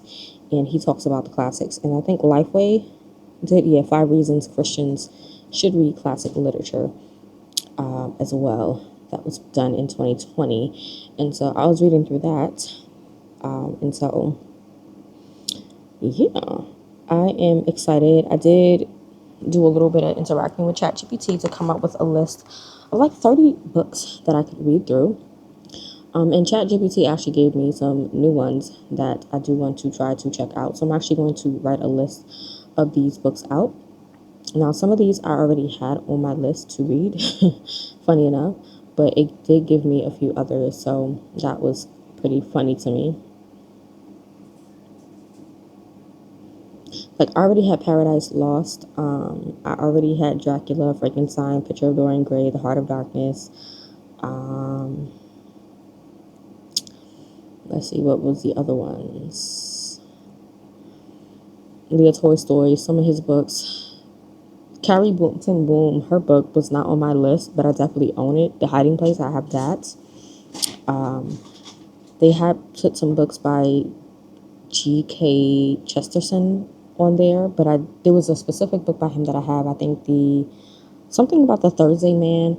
I have his book, that book on there, but they listed 2 other books by him on there that I did not think of. Moby Dick they put on there. The Secret Garden they put on there. They did put like the Bronte sisters, which I'm trying not to read those. I've read those in high school. Don't feel like reading those. They put Little Women on there. I don't want to read that. They put Charles Dickens on there. I don't want to read that. Like, I'm trying to read books that I really don't. I'm trying to read books that I didn't read in high school, if that makes sense. Like, they put Victor Hugo. They put the Sigrid Kristen Labyrinth's daughter book on there. They have The Imitation of Christ by Thomas A. Kempis, which I do own.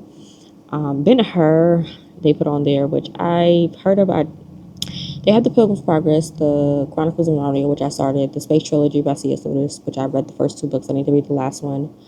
The Chronicles of Narnia, I think I read only 1 book. I need to finish reading that series. The Pilgrim's Progress I started, but I want to like redo it. They put another book on here I've never heard of, Quo Vadis by Henrik. Can't pronounce that name. Not even going to attempt to. Crime and Punishment, The Brothers Karamazovs by The Idiot, and by Fyodor Dostoevsky. The Scarlet Letter. There's a book by George Eliot, Silas Marner. Never heard of that. Les Miserables. So The Pilgrim at Tinker Creek by Annie Dillard, never heard of. So yeah, there's a bunch of books on here, and then obviously we have Notes from Underground, Demon, In the House of Dead by Fyodor Dostoevsky. They put some Leo Tolstoy, Resurrection, War and Peace, The Death of Ivan Ilyich, I think that's how you say that. They put some Ivan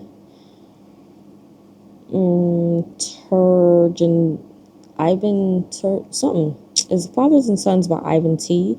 And then, hold on, she's gonna pass again. You go ahead. And the titles are on the screen. They gave me a bunch of like authors, like Russian literature, because I specifically asked for like Russian literature. And so yeah, and then obviously Paradise Lost by John Milton, Confessions by Augustine of Hippo, The Divine Comedy, Dracula, Frankenstein. They put the Brothers Grimm fairy tales by Brothers Grimm. I don't really know how that would be. I wouldn't read that. The Man Who Was Thursday. That's the book by G.K. Chesterton. That book I do have. So yeah, I'm just gonna write a list of like classic literature that I kind of want to read from a Christian perspective, and then read those articles and stuff like that. So I do have like my laptop and stuff out here because I'm not messing with her while she sleep. But I'm going to end this part of the blog here, and I'll come back to you guys tomorrow. Tomorrow I really just want to read. I do have my Kobo out because I kind of want to read because a lot of my loans go back tomorrow from Hoopla. Not tomorrow, but they go back in a couple of days. I think like 5 or 6 days.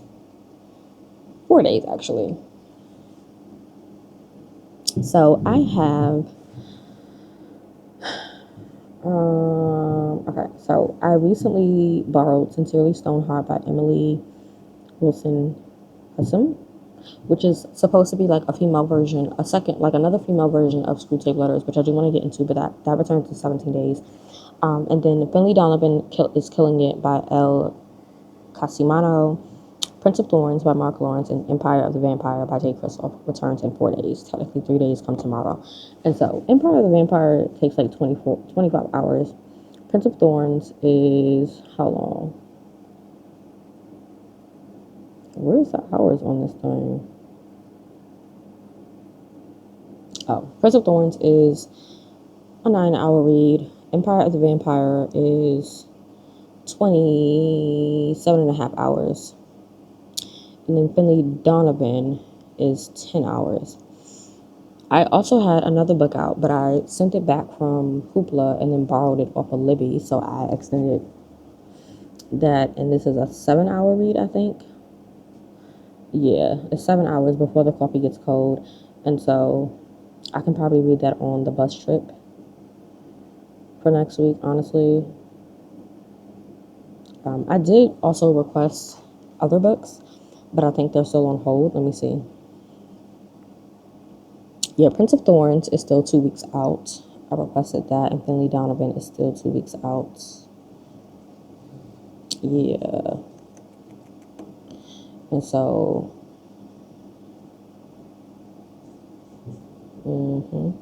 yep, still 2 weeks out. Typically, I try to go between Hoopla and Libby and whoever is available first. If it's taking too long on Libby, I will request it on Hoopla. Now, the thing with Hoopla is I do have 2 Hoopla accounts because I have multiple library cards. And so I have Hoopla for Jersey, and then I have one Hoopla account for New York. I forgot. I think it's my Queen's library card has a Hoopla account. And so I do have Hoopla on my iPhone, and then I have Hoopla on my Android. I'm going to have to redo that on my new phone when it gets here. So, if anything, I do have like 20 borrows a month technically with Hoopla. I just hate having to use my... And this is why I want to get the Books Palma 2 Pro, because if I get that, then I ain't got to worry. But that's neither here nor there. I'm thinking about getting that for myself. Like, that'll be my purchase for myself for my birthday, is the Books Palma 2 Pro. Because my husband's leaving my camera. My mother literally just got my phone for me.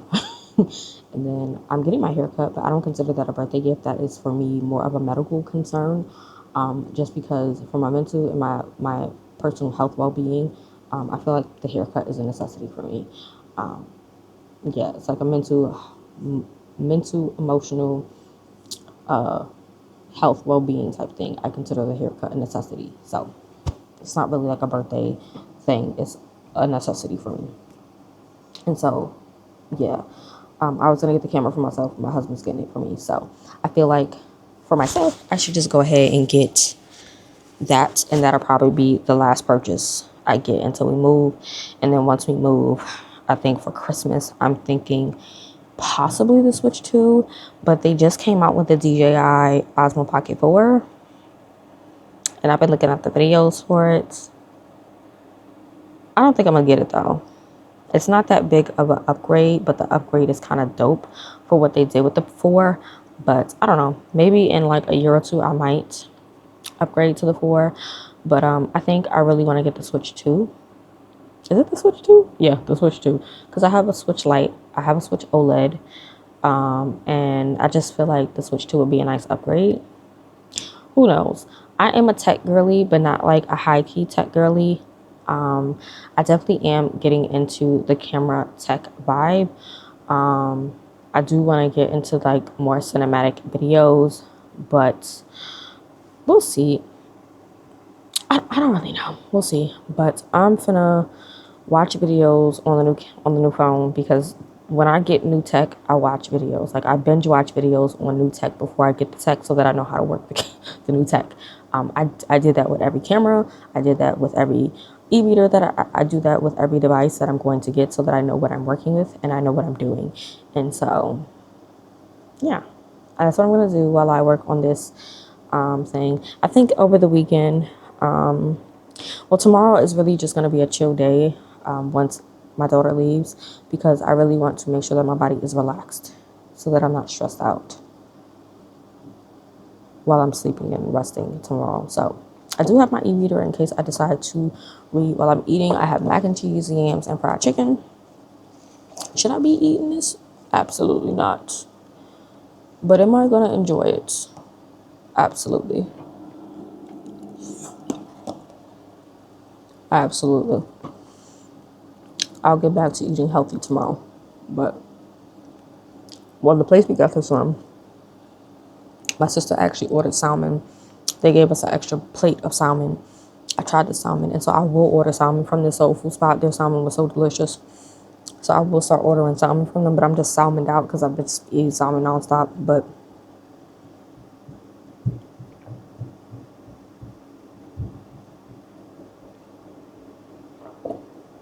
I'm going to enjoy this peace and quiet, and I'll check in with y'all tomorrow.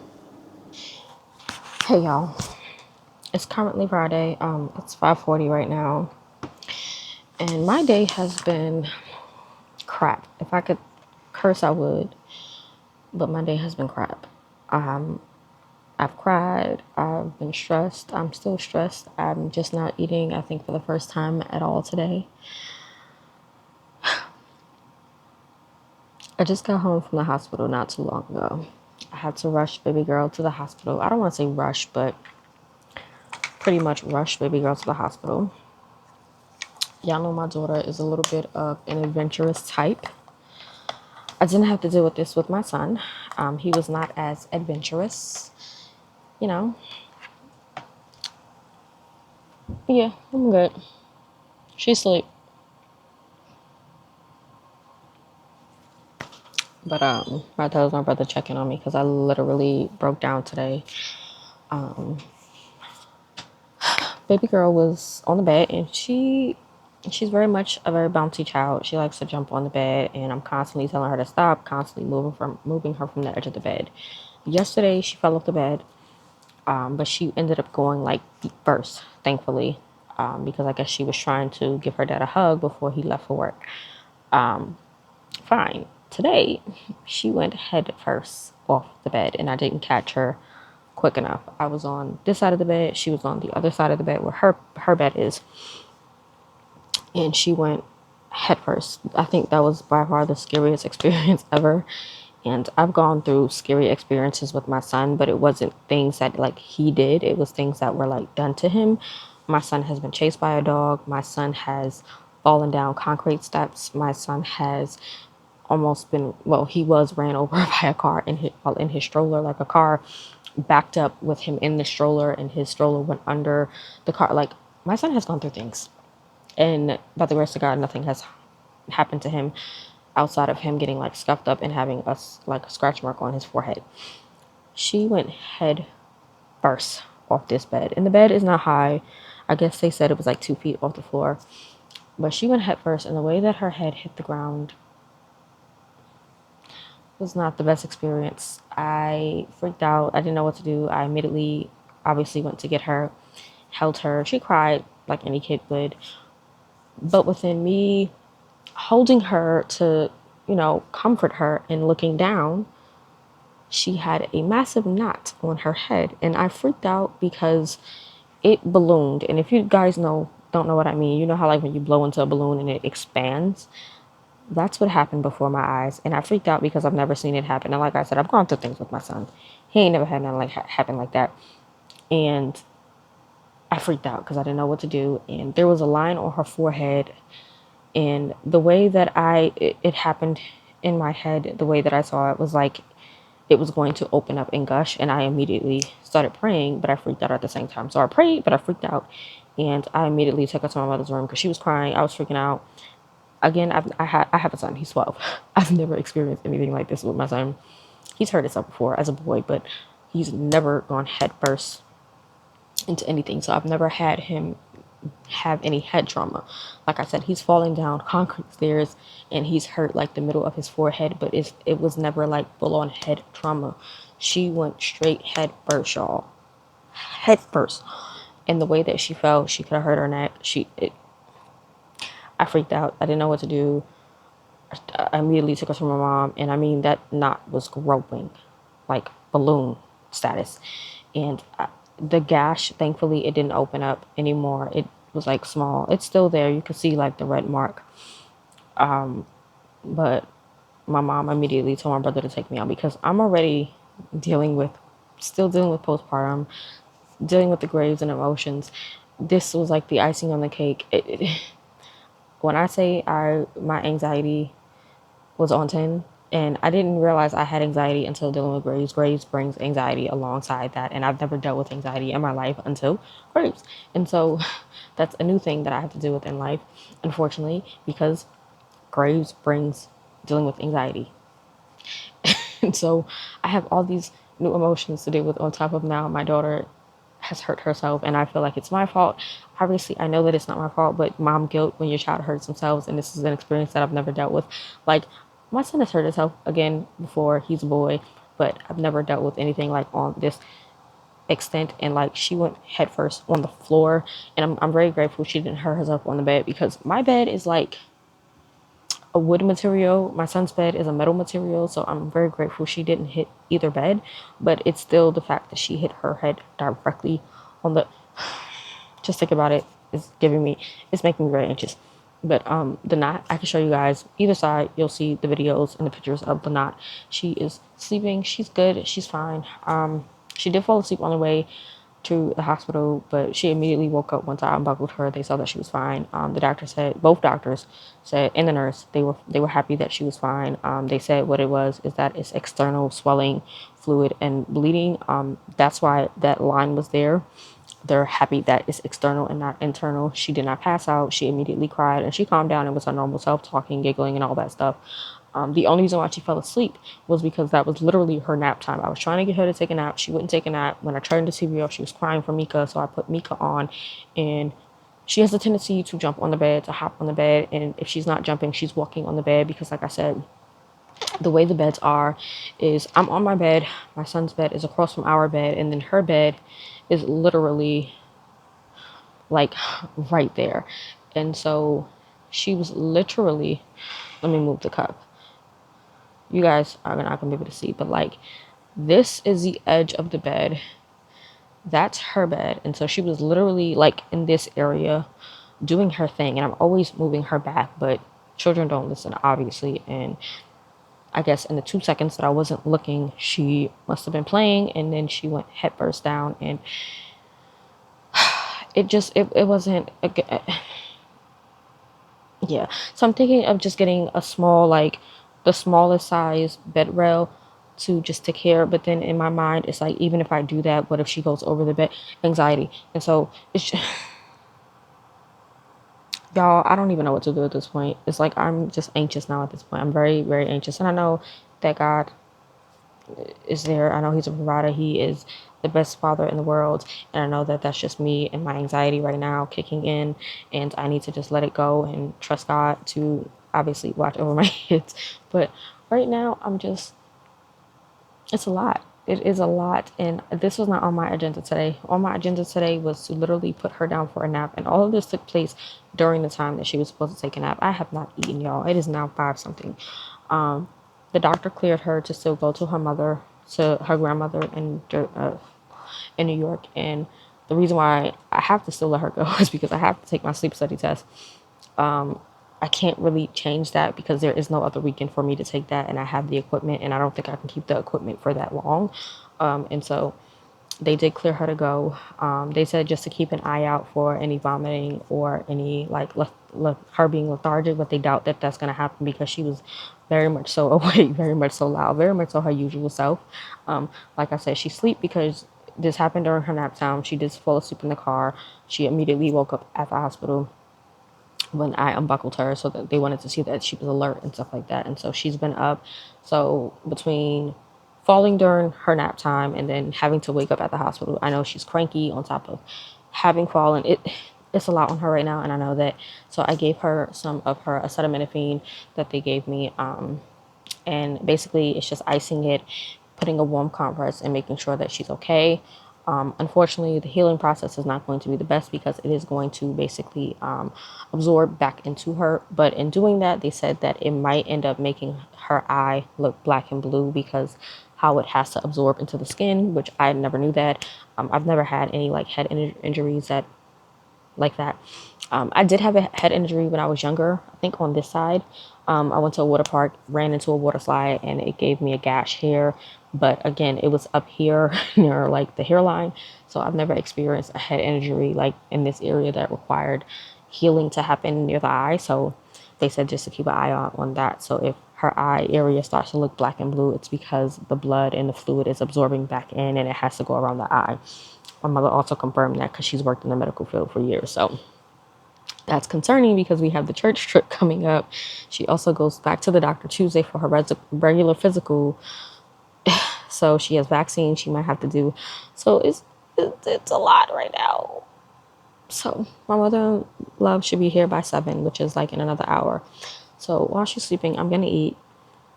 And I'm just going to rest and relax. So I just wanted to let you guys know I'm here. It's Friday. I will update you guys when she leaves. But yeah, it's not the greatest. I don't even know if I'm going to insert the clips or not. So I'm just going to show you guys on my phone what it looks like because my baby took a tumble, y'all. She took a tumble. Y'all, she looked like, if y'all ever seen Martin, that's what she looked like. It was an episode with Martin, and this is immediately, like, once I was calm and everything and got her dressed, like, I was back to myself, I immediately thought about that episode of Martin when he wanted to go fight the dude in the ring, and he got beat up and lumped up. That's what she looked like. So, that lump is absolutely insane on her head, y'all. Like, my baby, my poor baby, my Shayla. And it's just black, like it's turning black, but she's okay. She's her normal self. She's talking, she's interacting. So they were happy that she wasn't like uncontrollable or anything with her crying, that she was still communicating. She could walk just fine and things like that. So yeah, I will say that both the doctors, like at the end, jokingly was like, well, she won't learn her lesson because obviously toddlers are toddlers. They're gonna do what they want to do. But like, I never had to deal with this with my son. I never had to go through this with my son. So I'm slightly stressed out right now, a little anxious, just I am a little overwhelmed right now. So I'm just waiting for her to go. Like I said, I did give her the acetaminophen already. I'm not gonna show it, but this is the basically I think this is supposed to be what, Tylenol, yeah, the Tylenol that the doctors prescribed her. And so yeah, I'm just gonna chill and eat. My head is banging. I might get a migraine, but it's okay. I gotta take this test tonight. So hopefully everything goes well with that. So I have dance rehearsal tomorrow. I might record a little bit of that. I have to go to the mall tomorrow at my sister's job, and so I'm gonna go to Primark and pick up some things for my son. I tell you, motherhood is joyous but stressful. So I may read, I may not. I may just say forget my TBR for the month because I'm over it at this point. I don't know. I may just put the Empire of the Vampire down for now, pick it up another month because it is a hefty book and I do kind of want to read the other books. I don't know what I'm going to do, but I'll let you guys know what I'll do when I come back on camera. Right now, I just want to eat. My food is beeping, so I'm going to go heat it up for another minute, probably get some cake because I made some vanilla cake. My mom went to a service tonight. The other ministry that we share the church with, they're having their anniversary service today. The first night of their anniversary service today, and then the second part on Sunday. I'm supposed to go to church Sunday. Like, I don't want to do anything. Like, I'm really in a I don't want to do anything mood. I'm very much moody, and this is just, I'm ready to just scratch this whole vlog. I do have a package from Crossway coming tomorrow, which I believe is the God Has Spoken book from J.I. Packer. So that should be coming tomorrow. I'm probably not going to request those other 2 books until next month because the month is over pretty much. So I'll record that video this month. Yeah, I'll record that video this month, and then I'll request at the beginning of May. I'll request the last 2 books that I need for my J.I. Packer collection, and then yeah,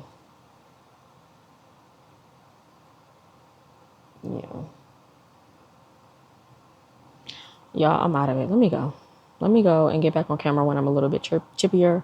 But I do like to keep my videos. I like to be as real and raw with y'all as possible while keeping some things to myself because I don't want to share everything. But this was a real moment. I didn't vlog in the moment because it was unexpected.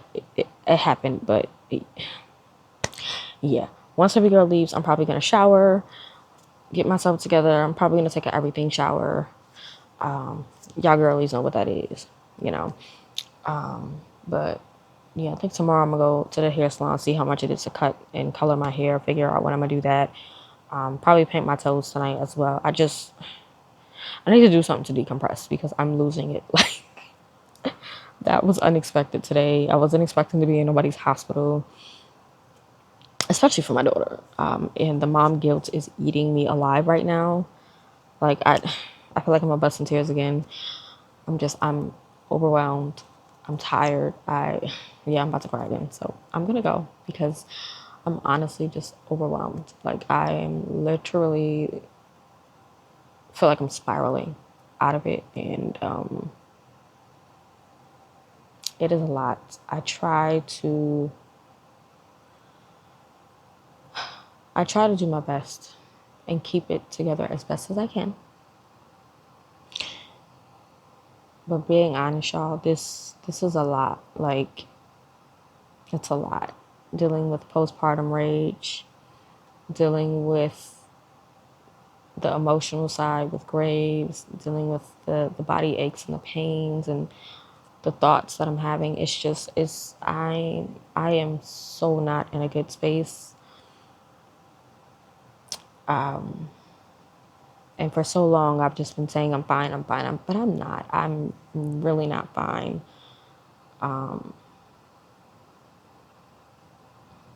And I have to be more honest with myself and with others to say that I'm not fine. And I was just telling my therapist that I've been doing that more often, and she was saying that's good. But for so long, I've been telling people that I'm fine when I'm not. Like, I'm really not. I'm not, because it's so much. And even though my husband's schedule has changed to the hours that he has now, it's still like I'm by myself because he leaves at like 1:30 and then he doesn't get home until still after midnight. And so, you know, it sucks. I hate it. I do. I'm grateful. Don't get me wrong. I'm grateful, and I know the Lord is working it out, but in the moment, in the moment, and I'm saying that to say this because I know somebody's going to find this clip in the video, misconstrue what I'm saying. I am grateful, but in the moment, with everything that I'm dealing with, it is a lot. And I'm being honest and I'm being vulnerable right now. It's a lot. Part of me wishes it was just like one thing, like, oh, let's just let it be Graves, or like, let's just let it be postpartum. But no, it's like postpartum and Graves. And I hope no one says or asks me the question of why I'm still dealing with postpartum and my daughter is almost 2. Because if you don't know, you can still deal with postpartum even years after your child is past the age of 1. And to top, like I said, to top everything off, I'm dealing with everything, not just postpartum, okay? Before, I was dealing with postpartum and didn't realize I was dealing with postpartum. Now I'm dealing with postpartum, knowing that I'm dealing with postpartum. It's a difference. And I might do a video on that, how it differs for me, knowing versus not knowing. And so, yeah, I'm gonna go. My food keeps beeping. I'm gonna go heat it up again, eat, and then I'll come back to you guys hopefully in a little bit of a better mood with some pajamas on, feeling a little comfy. I gotta take my sleep test tonight, so yeah, I'm gonna go. I'll chat with y'all in a few. Hey y'all, it is currently 8:40 p.m. Still Friday night, and I am showered, clean, relaxed. Baby girl is gone, and I am on my bed relaxed. I set my pillows up. I got my machine over here. My phone is over here because I do have to have this plugged up tonight and ready to go. Let me see if that was my mom in love to let me know if she was home. Hold on.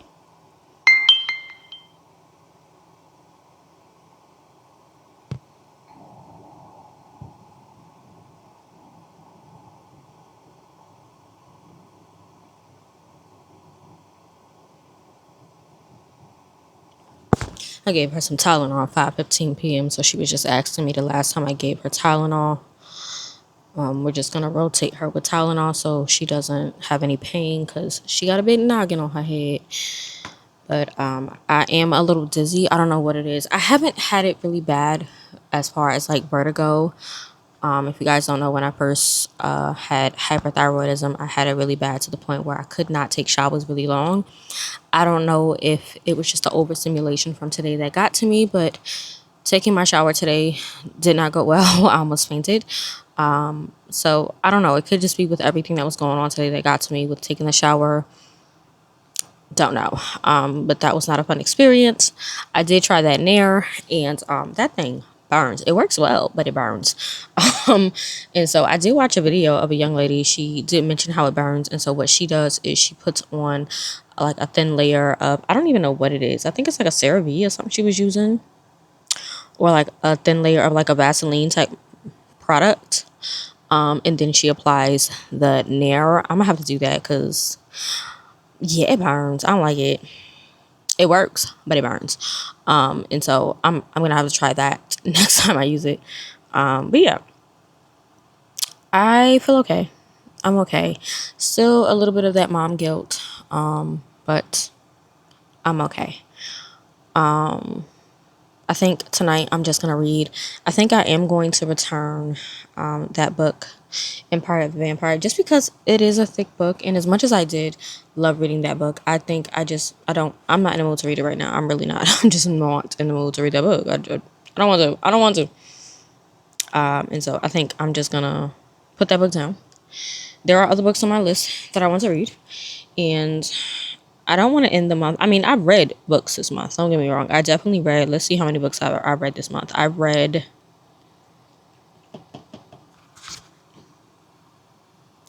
Okay, let's not update it like this. Let's do.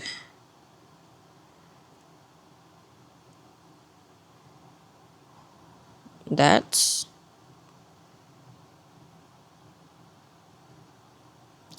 All right, 1, 2, 3, 4, 5, 6, 7 books this month for April. So that's not bad. I read 7 books this month. Not bad. I mean, not what I wanted, but not bad. And I think majority of the books, 1, 2, 3, 4, 5, 6 out of the 7 books are faith-related books, which isn't bad.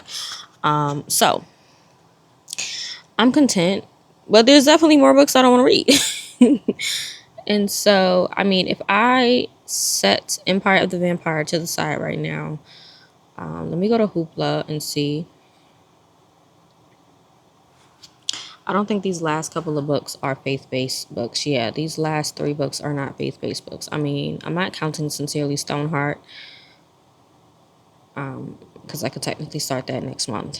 But the last 3 books are technically secular book. I have another grimdark fantasy. I have I don't even know what Finley Donovan is killing it really considered a mystery. It's a mystery.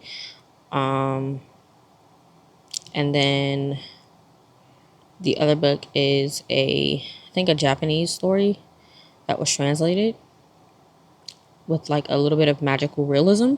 And so I technically can just finish those 3 books and be done, because one is 7 hours. Finley Donovan is how long? Let me see. I just want tonight to be a chill night. All right, so she's eating food. So good. I think today just really threw everybody off. So I definitely could do Finley Donovan. It's 10 hours, but I read on 3 times speed, so that's like 9-hour read. It's due in 3 days. Oh, I think that's my husband. Hold on. I've been having to message people because my phone, this is a Galaxy Note 10 Plus, and it's so outdated that sometimes the messages doesn't go through. So I'll be Facebook messaging people, but I'm getting my new phone next week, someday next week. I don't even know. So I'm excited for that. I'll probably unbox that in a vlog for next week. But oh no, that was my sis. So yeah, that is 10 hours. This is another, what, 9.5 hours, and the other book is like 6 hours, I think. Let me see. And we still have like another week and a half. So I definitely could read these 3 books and then get back into Empire of the Vampire, if anything. So, because this book is still on hold for another 2 weeks. This book is still on hold for another 2 weeks. So yeah, I could definitely, because I mean, if anything, I could just re-borrow them again. I don't really want to do that.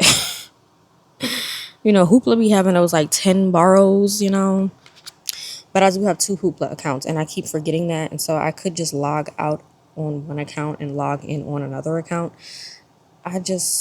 Yeah. So I wish Hoopla could just have it where you could just have both your accounts logged in on one thing, but I'm kind of debating, do I want to get into Grimdark reread? Because I read Prince of Thorns by Mark Lawrence already. That would be a reread. Or do I want to get into something that I soft DNF because I started Before the Coffee Gets Cold before? Or do I want to get into something brand new, which would be the Finley Donovan? None of these are faith-based books, mind you. But I kind of want to save the what is it called? Sincerely Stoneheart by Emily Wilson Hussam. I think that's Hussam. I don't even know how you say her name. This book here. It is in the same vein as the Screwtape Letters, but it is more along the lines of a woman writing this book. And so for me, this is giving the vibes of My Dear Hemlock. I read that book. So good. So it's along the line of My Dear Hemlock with that same Screwtape Letters feels. And I'm trying to save this for the bus ride. This is a 5-hour, 42-minute read. So 6 hours, and I could definitely read this on the bus ride. But when I say bus ride, my church, we're going to see Joshua next week on the 25th. And so I'm kind of trying to save that for that weekend trip because I'll actually be in New York that entire weekend. So like I'm trying to save that for that weekend to read that book. Because I kind of want to make like a weekend blog, reading blog type situation. I don't know. But yeah, I gotta figure it out because I take my medicine at 12 and then I gotta go to bed and hook this stuff up on me. And so I need to actually, yeah, like it's a whole thing, a whole system, all these patches and everything. Like the 2 patches that gotta go on with the wristlet and everything. It's a whole thing and everything is in here. So yeah. I want to make sure that I'm relaxed and everything because I know how I can get. And so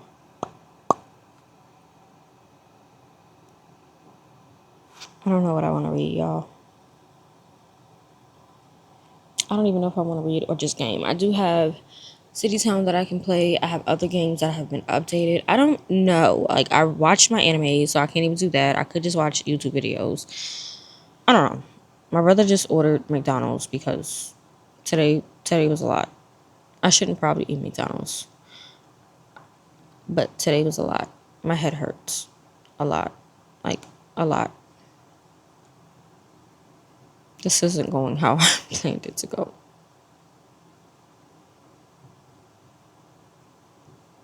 I think I should just end this part of the video here and come back to you guys tomorrow when I'm a little bit more... I don't even know what the word is. But yeah, I thought I would be okay, but my head hurts. I'm slightly dizzy from that shower. And I really just don't know what I want to do. I thought I wanted to read. Like, I literally have... Where's my Kobo? Like, I literally have my Kobo here. I have Libby open on my phone. I have Hoopla open on this phone. Like, I have options. I have my iPad open to YouTube. I have my Switch on the bed, my Steam Deck. Like, I don't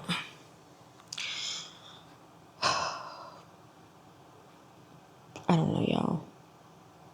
I was prepared to get on camera and record, and now I'm just, I don't know. So, Y'all are seeing the real moments of my life when things just go out of whack. And I don't know what to do, what to say. I don't know. But I'm wearing the red shirt with the red bow pants or shorts that I had showed in another weekend vlog. But yeah, I probably should just edit my other vlog, my reading vlog for a flame. Finish editing that. That's almost a 3-hour vlog.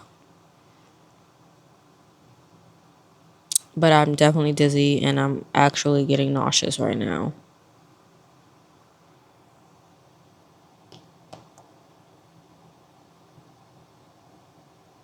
Yeah, I'm getting nauseous. I feel it.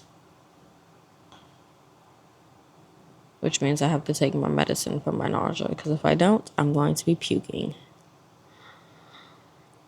And it's moments like that that I get frustrated with myself. Because it's like, I can't even take a shower, like, without getting sick. And I know that's me being hard on myself. Like, it's not my fault. But then I feel like it's my fault. Because I should be able to take a shower without getting sick. But maybe I'm just overstimulated. And that's what triggered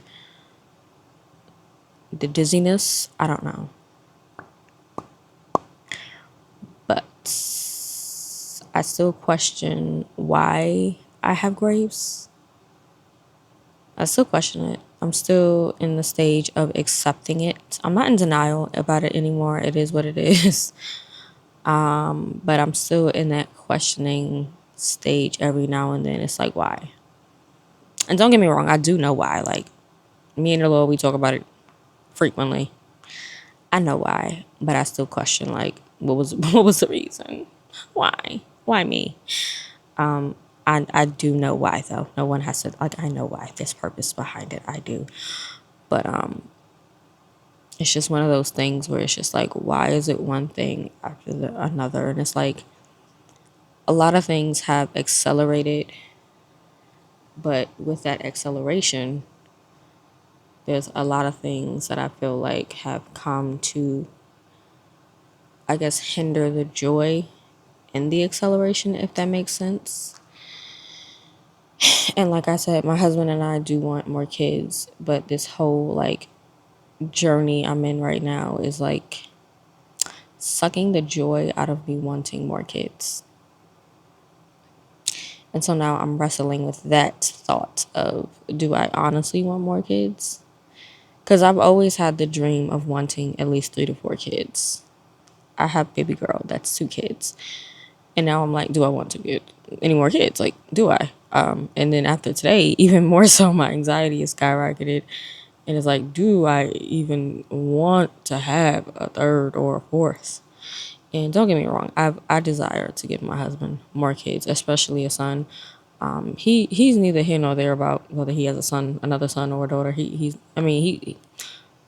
he's neither here nor there about it being a boy or girl. He's happy with having more kids. I just desire to give him a son. He claims my son as his son, but I personally desire to give him a son that can carry on his last name. If my son could, he would take his last name. That's how much my son loves him. But I wouldn't do that to my son or his father, obviously. But yeah, I desire to give my husband a son. And I've always just, I don't know, I guess because I was around and had 3 siblings and it was always 4 of us, I always wanted 4 kids. But this whole journey has just like, I feel like it's sapping and draining the idea and the joy of wanting any more kids. And so it's just been like, I don't want to say a tussle, but just a constant conversation, a constant prayer between the Lord and I about that, because it is a struggle. It is hard. And it too is a struggle right now. I don't know about 3. I don't know about 4. And it could just be because I'm in the midst of dealing with graves right now. And I don't know. I don't know how to manage that with being a stay-at-home mom, with dealing with postpartum, with everything else. Like, I remember those times at being a stay-at-home mom with 1 kid, right? But now being a stay-at-home mom with 2 kids, and I'm literally, my body is fighting itself. Like, I literally can't do the things that I desire to do, because it's kind of like, and I had this thought, I actually need to journal it out, but it's like I'm grieving the mother that my son had, because I can't be that mother to him anymore. But I'm also grieving that mother that my daughter can't have because of Graves. I'm grieving the woman that my husband met prior to being married, because I'm not her anymore. The wife that he could have had because of Graves, because of how it's like taking a lot out of me. Like, Graves is draining me on so many levels, and I'm having to grieve different parts of myself. Like, it's a lot. I don't know how to really explain it, but just having to deal with the grief of just having a baby, right? And having to grieve who I was before the baby, and now having to grieve who I was as a mom, who I was as just me, who I was as a woman prior to. And it's just a lot of grieving going on, and it's not really computing in my head, because it's like, what part do I grieve? Right? And so it's a lot. It's really a lot. And trying to articulate that to people is kind of hard. Like, I can articulate it right now because I've taken the time to really think it through, and the Lord has been revealing it to me. And these are things that I actually need to journal out and write out and stuff like that. But it's a lot of grieving in this season, and it's killing me, because it's like I'm constantly in a state of grieving what I thought, what I was, what could have been. Like, I can't be the mom that I was with my son, where I was able to run around and just play with him all the time with my daughter, because I'm literally out of breath within 2 seconds.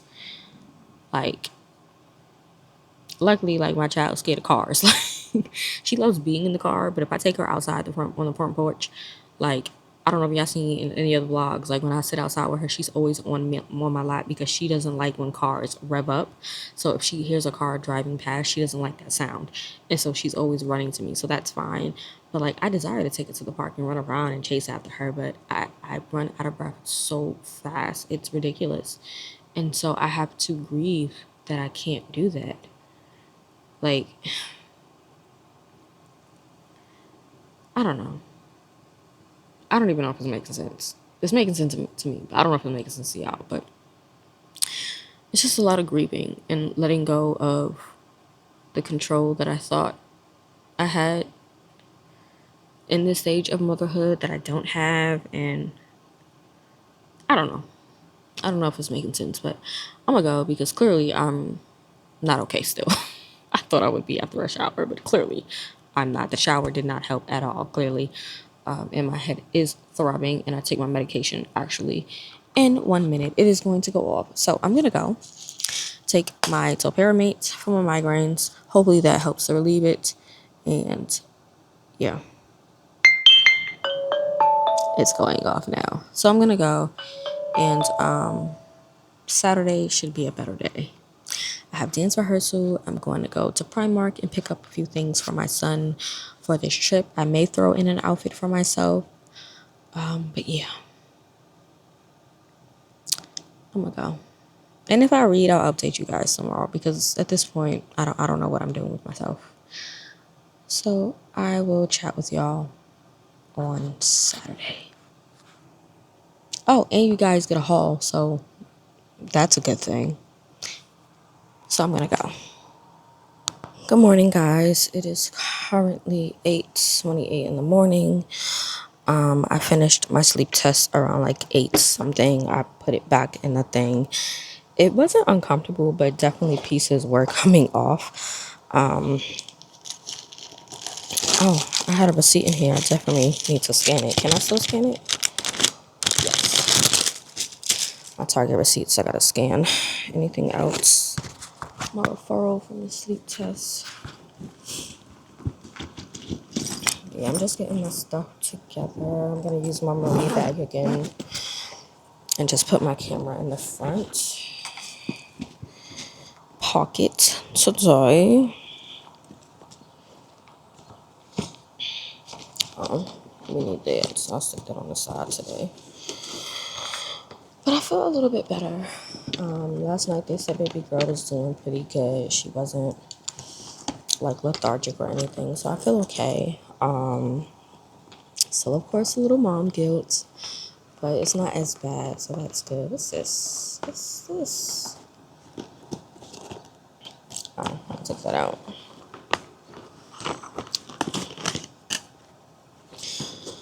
But yeah, okay, we're gonna drop my sister off at work today. And then we're gonna go to Starbucks because I need coffee. So I'm not gonna make my coffee at home. We are gonna go to Starbucks, and then I have dance rehearsal at the church today. With the girlies, not all of us. There's quite a few of us dancing for Pentecost, but we're all not gonna be there today. I think we're all not gonna be there until May. And so I'm just gonna take a few of my pain meds. I usually keep this pouch in the bag, but I'm not gonna do that today. I'm just taking a few pain meds. I'm taking Aleve and Tylenol. Gotta keep that in the bag, and then my headache stick. This is the Soothing Thera-Ice headache stick. I gotta take that. That is a necessity for me to always have on hand. And then of course some feminine products to have on hand. We'll just stick that in the bag. And then my wallet, my keys. Oh, that was from fucking wrong. We don't need that.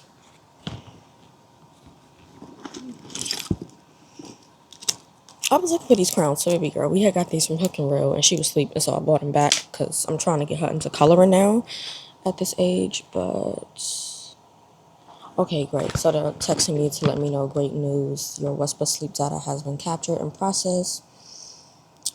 Please proceed according to your healthcare provider guidelines. Sleep well. Okay, cool. So they got my info. Okay, great. And then when I get back, I should have my package from Crossway. So yeah, my Crossway package should be here, which I'm pretty sure is the J.I. Packer book. So right now, I'm just gonna game up until we leave. I'm charging my Kobo because I did decide to read. I didn't read last night. I did not. I literally just laid in bed and ended up falling asleep. And so I tried my best to stay as awake as I could because I was extremely exhausted. I think that's what it was. I was just exhausted and I couldn't decide what to do with myself. So let me scan the receipts. I got 3 Target receipts that I literally forgot about. So let me scan them. I think that's the thing I hate is like forgetting to scan my receipts before the time is up. But I should be good because this was like a week ago. Yes. Okay. Thank you, Target. 714 points. I will take that. Not another. See? And I would have missed out on 714 points had I not snapped my Target receipts.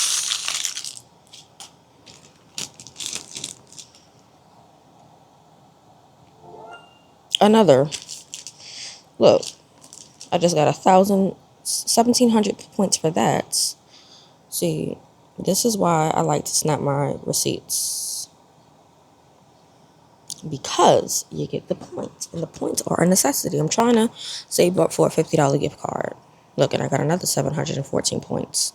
So I literally just received 3,135 points. This is why I like Fetch.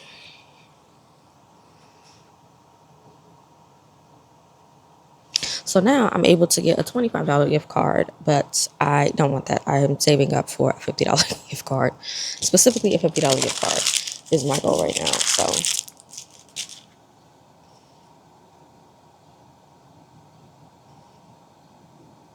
I could connect to my Target account. Hold on, that's new. I ain't gonna hold you. I don't remember my Target. It should be this password. I don't have that many options when it comes to passwords, honestly.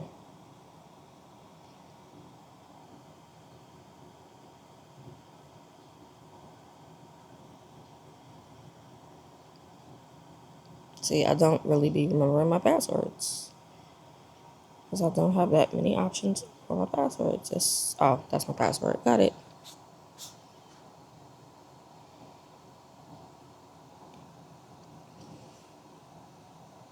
Yeah, so I think I have enough for a $25 gift card, but I don't want it.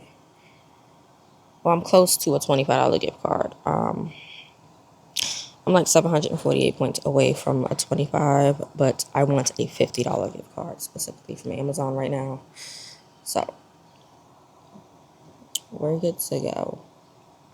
So yeah, I'm gonna game Hello Kitty Island Adventure right now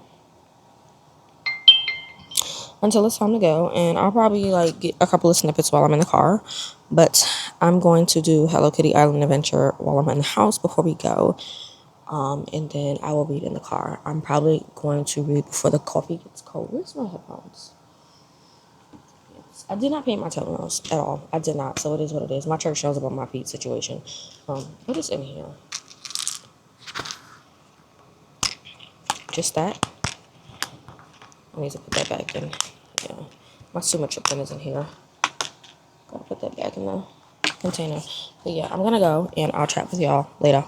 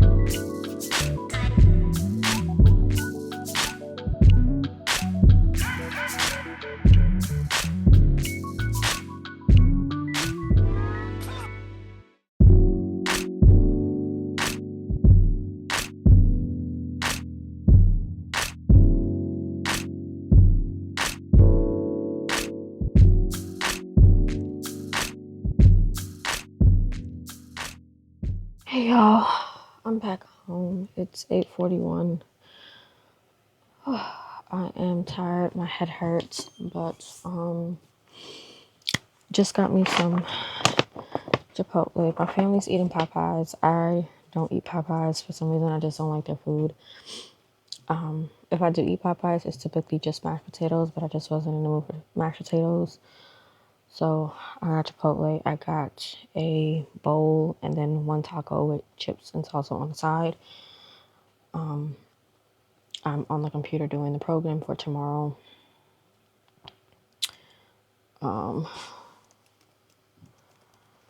So yeah, I'm doing that right now. I meant to do it earlier, but I came home and took a nap. So saving that. My package from Crossway did come, so let's Yes. Okay, so it is God Has Spoken by J.I. Packer. So yeah, we have this. So let's see. The canonical scriptures are a veritable book of life, showing us God in relation to the most dramatic human crisis, the most elemental human emotions, and the most basic human relationship. Scripture, the inerrant revelation of God, is filled with eternal promises for Christ's people and principles for living according to his will. As many people struggle to believe, find joy in, or even understand the Bible, it's imperative we rediscover the incalculable value of God's word. And God Has Spoken, theologian J.I. Packer expertly defends the reliability of Scripture. He explains how doctrine is essential for learning about God's character, his purpose for the world, and the need for salvation. This book will help you appreciate and obey Scripture while finding fellowship with God. So, this is the third edition, and it's Revelation in the Bible. 6 chapters long. There are 2 appendices: the Chicago Statement on Biblical Inerrancy and the Statement on Biblical Hermeneutics, and then there's seductions for further reading. He uses the NIV, the ESV in this book. Okay. Cool. There is a foreword from 1993, an introduction from 1979. Then there's the lost word, God's word spoken, God's word spoke, God's word written, and God's word heard. Cool. I like that. Of course, an index of scripture used. So I'm excited for this. Like I said, I only have 2 more books to get from his full collection. He obviously has other books, but I only really want the repackaged ones from Crossway. I might look into the other books that he has, but yeah. I definitely misspelled this word, and no one realized that I misspelled this word. What is going on? But yeah. Dance rehearsal was a success today. You would have saw the snippets of the young ladies at the church. The next rehearsal is on Friday, the day before our trip that we take to go see Joshua. So yeah, I did go to Primark and get some things for my son. So got him 2 pairs of black sweats for school because I don't know what he does with his sweats. So he has 2 pairs of black sweats. Got him 2 sets of socks because, again, don't know what is going on with the socks. Just did laundry. Socks is missing. Got some bottoms. Technically, I was going to buy it, but my brother ended up getting it for him, so I saved my coins. So, yeah, he got 2 pairs of bottoms. I guess these are jeans. Yeah, so 2 pairs of jeans. And then he got 2 sweatsuits. One in this color. And then one in this darker blue color. Typically when we go on these trips, it's always raining, it's always cold on the bus, cold outside because it's raining, and then cold in the actual theater, obviously. And so this year around, I'm prepared. Baby girl has her 2-piece sweatsuits. I'm gonna take a backup outfit for her. My son is gonna have his 2-piece sweatsuit. I am just gonna wear whatever I wear, and my husband obviously always wears sweats, so he's good. I'm probably gonna throw on whatever I have here. I wasn't in the mood to shop. I don't know. I got in the mood, and I'm still kind of in the mood. I have a really bad headache right now. Really bad headache. So I'm just gonna eat. I did decide to read. I didn't read outside, but I am going to probably read. What do you call this book? I can't even think about what this book is called right now. Before the coffee gets cold, I'm gonna read that. And it's probably because I also didn't have my actual caffeine. I had a lavender cream cappuccino or frappuccino, whatever it's called, from Starbucks, and that doesn't really have the coffee that I need. I didn't add a shot of coffee, and that could be also the problem because I did not have my coffee today. And so I'm gonna eat my food. I have my water here. Let's see. So here's the sauce. Wow. Okay. Salsa is dripping everywhere. Let's fix that. Wasn't all right. Whatever. My chips. All right, let me save. The program is done, right? Yes. And if it's not correct, my eyes is like not. When my vision starts getting blurry, I know something's not right. So, baby girl is good. She's been her chippy self. I did speak with her twice today, so she is good. She's happy. She's, her usual self. So I am okay with that part at least. So I'm going to email this over to the ministers. I wanted to print out the info for the youth conference that I want to have, but I'll do that. Here's my taco. So I got a steak taco with fajita, the tomatoes, the corn, the cheese, and the lettuce. I love a good steak taco. And then,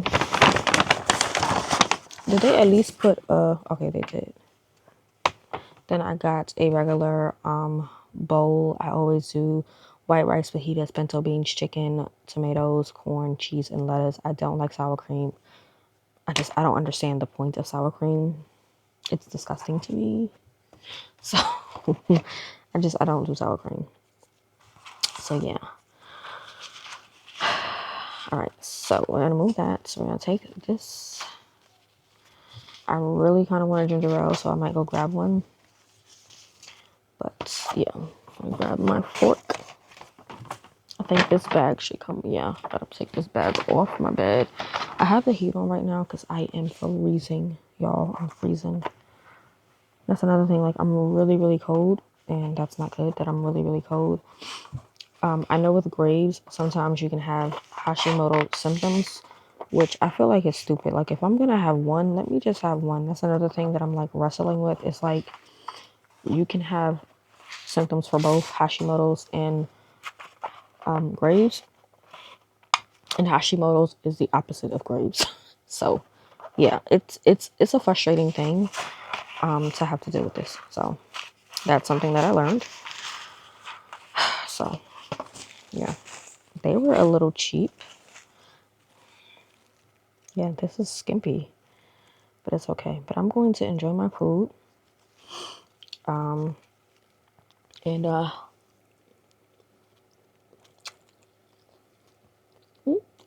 hope this migraine or this headache doesn't turn into a migraine. I take my medication in a few minutes. Peppers. Oh.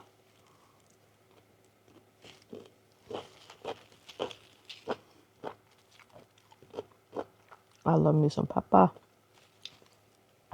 But yeah, I don't know if I want to watch something on Netflix or something. Or maybe I found something on Prime. Watch and then I'll read a little bit. I'm really exhausted, but then I'm going to church tomorrow.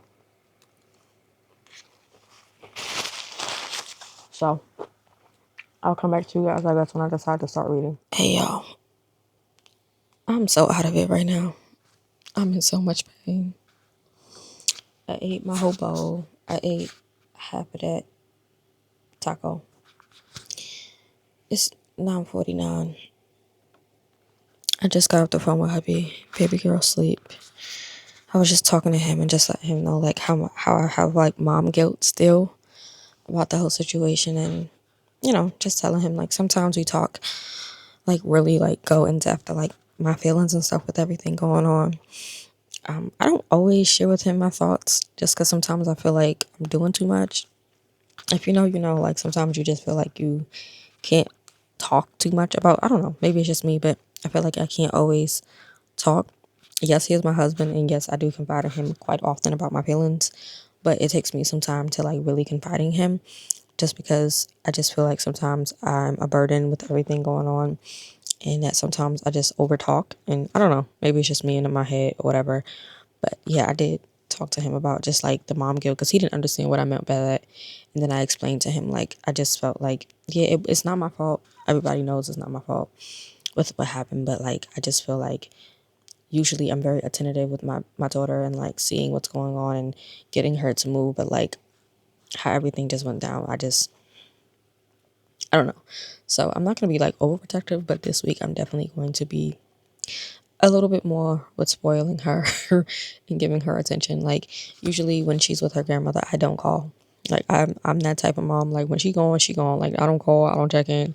I know she good and safe, but I don't call. They call me so that I can see her, but I usually don't call. But like I've called to check in on her. Her bump is I guess from like the camera it has gone down, but it's definitely getting black. And so like I'll see her tomorrow. And so it's technically only been like one day I didn't see her because I was with her Friday, obviously.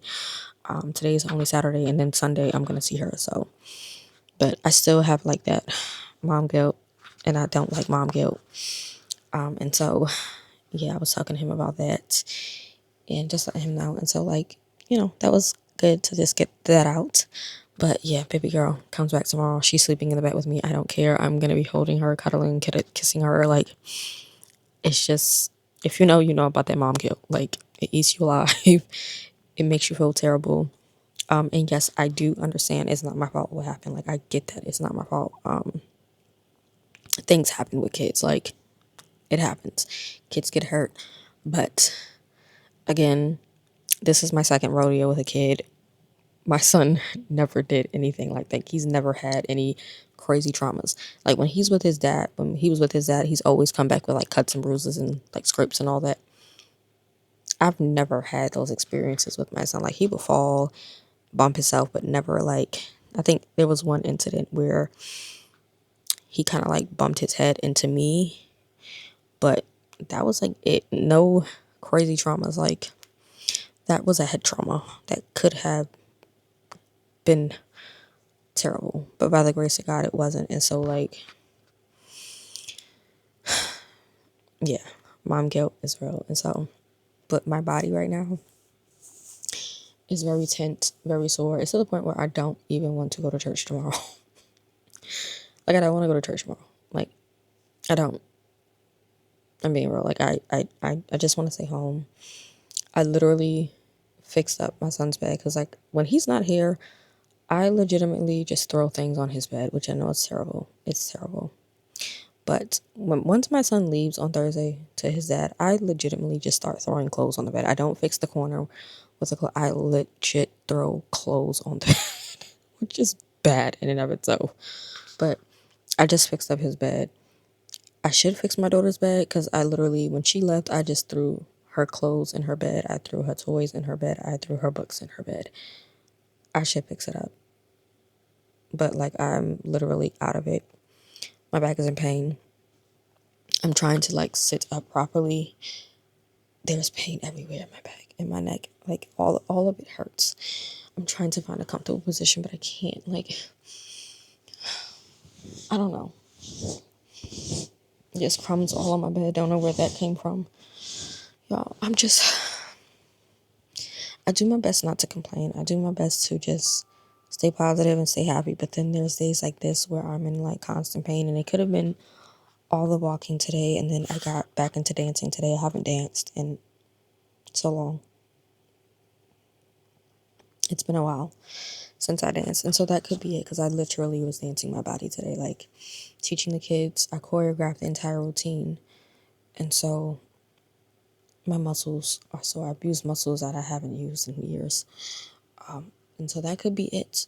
And so everything hurts, and then I can't really go to sleep until 12 because I take my medicine at midnight. And so I was just telling my mom, like, I think I have to just change the time again on my medicine, which I can do because she lowered the dosage, and so it's not as bad. But like, I don't know. I'm in so much pain, y'all. I'm in so much pain. So my mom said if I go to sleep, she'll come and wake me up at 12. But like, I'm trying my best not to cry right now. And ibuprofen, none of that. No pain work. No pain medication works. I could try Aleve again. Aleve does give me some type of relief, but like the level of pain I'm in right now, which I think is because I did dance, and then we came home for like 2 hours, and we went back out to the mall, and walking in the mall, my feet are swollen. Like, this is a part of Graves that I hate. and I don't see a lot of people like get on and talk about it. Like I go on TikTok and see people mention things, and I've heard people talk about like what they don't like about graves. Like I seen one video of a lady talk about like the parts where like her legs would go numb, and like that has happened to me so many times where my legs literally would go numb and I would feel like I'm gonna like fall out because I can't feel my legs. I don't hear a lot of people talk about that, and I wish people would talk about it and normalize it. Not that it feels great, but like so people would know like these are things that happen. And because doctors don't talk about it enough with their patients, or they kind of brush it off because they feel like the medication should help with your symptoms, let's be real, this methimazole does not help to eradicate my symptoms. It doesn't. And it sucks because they feel like the medication should do its job, but the medication, it's not fun. And I don't know, but the pain I'm feeling right now is like, I really want to cry. And it's moments like this when I'm happy my son, my daughter, and my husband isn't here, because then I can't really, I don't want to say sit in this, but like be me in this pain, if that makes sense. Like I have to put a mask on and feel like I'm not in pain when I am in pain. And so yes, tonight I can cry in my pain. I can wallow in my pain just a little bit and just be me and really feel what I'm feeling, and not have to pretend that I don't feel what I feel. I don't know. If you're a mom, you know what I'm saying. Like there's moments when you feel what you feel, but you can't really express that because you have to be strong around your family. So yeah, I'm in so much pain. No matter what position I get in, I feel pain everywhere. So I'm going to go. I was gonna read, but my mom literally just she saw my face. I don't think she knows I'm in pain, but she knows that I'm very exhausted. Like I can't even keep my eyes open. My husband, he has a headache, so he's probably gonna crash out too. He's gonna go to sleep. So I really don't want to go to church tomorrow. I really don't. I know I need to, but I really don't. But yeah, this vlog has been a hot mess. But for some reason, you guys like watching these vlogs. And I'll be honest, when I make these vlogs, I start vlogging, and then by the time I go to edit these vlogs, I end up trashing them. Literally, I've recorded so many vlogs and end up wanting to delete them. So I don't know if this vlog will even see the light of day because I haven't edited it yet. But I may just keep this up so that you can see the real raw of what I deal with. This vlog has not gone the way I wanted to. My daughter has been in the hospital. She did not stay. It was not as bad as it could have gone, by the grace of God. I am in so much pain that I want to cry, but it is okay.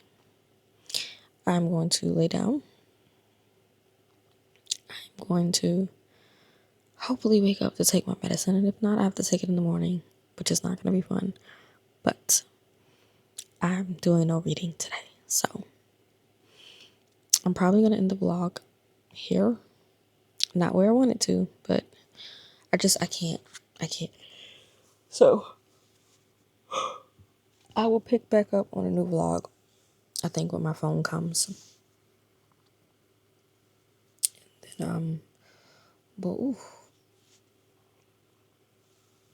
move on from there. I cannot wait for my husband and I to go on this trip, because I told him I need to go to the massage place twice during this trip.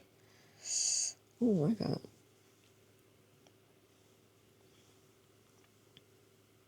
Oh my. Jesus. The pain that I feel, y'all, is unbearable. Like, I really want to cry.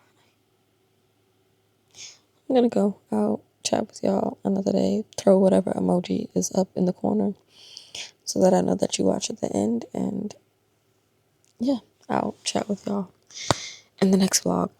Love you all. Thank you guys for watching, and I'll see you guys later.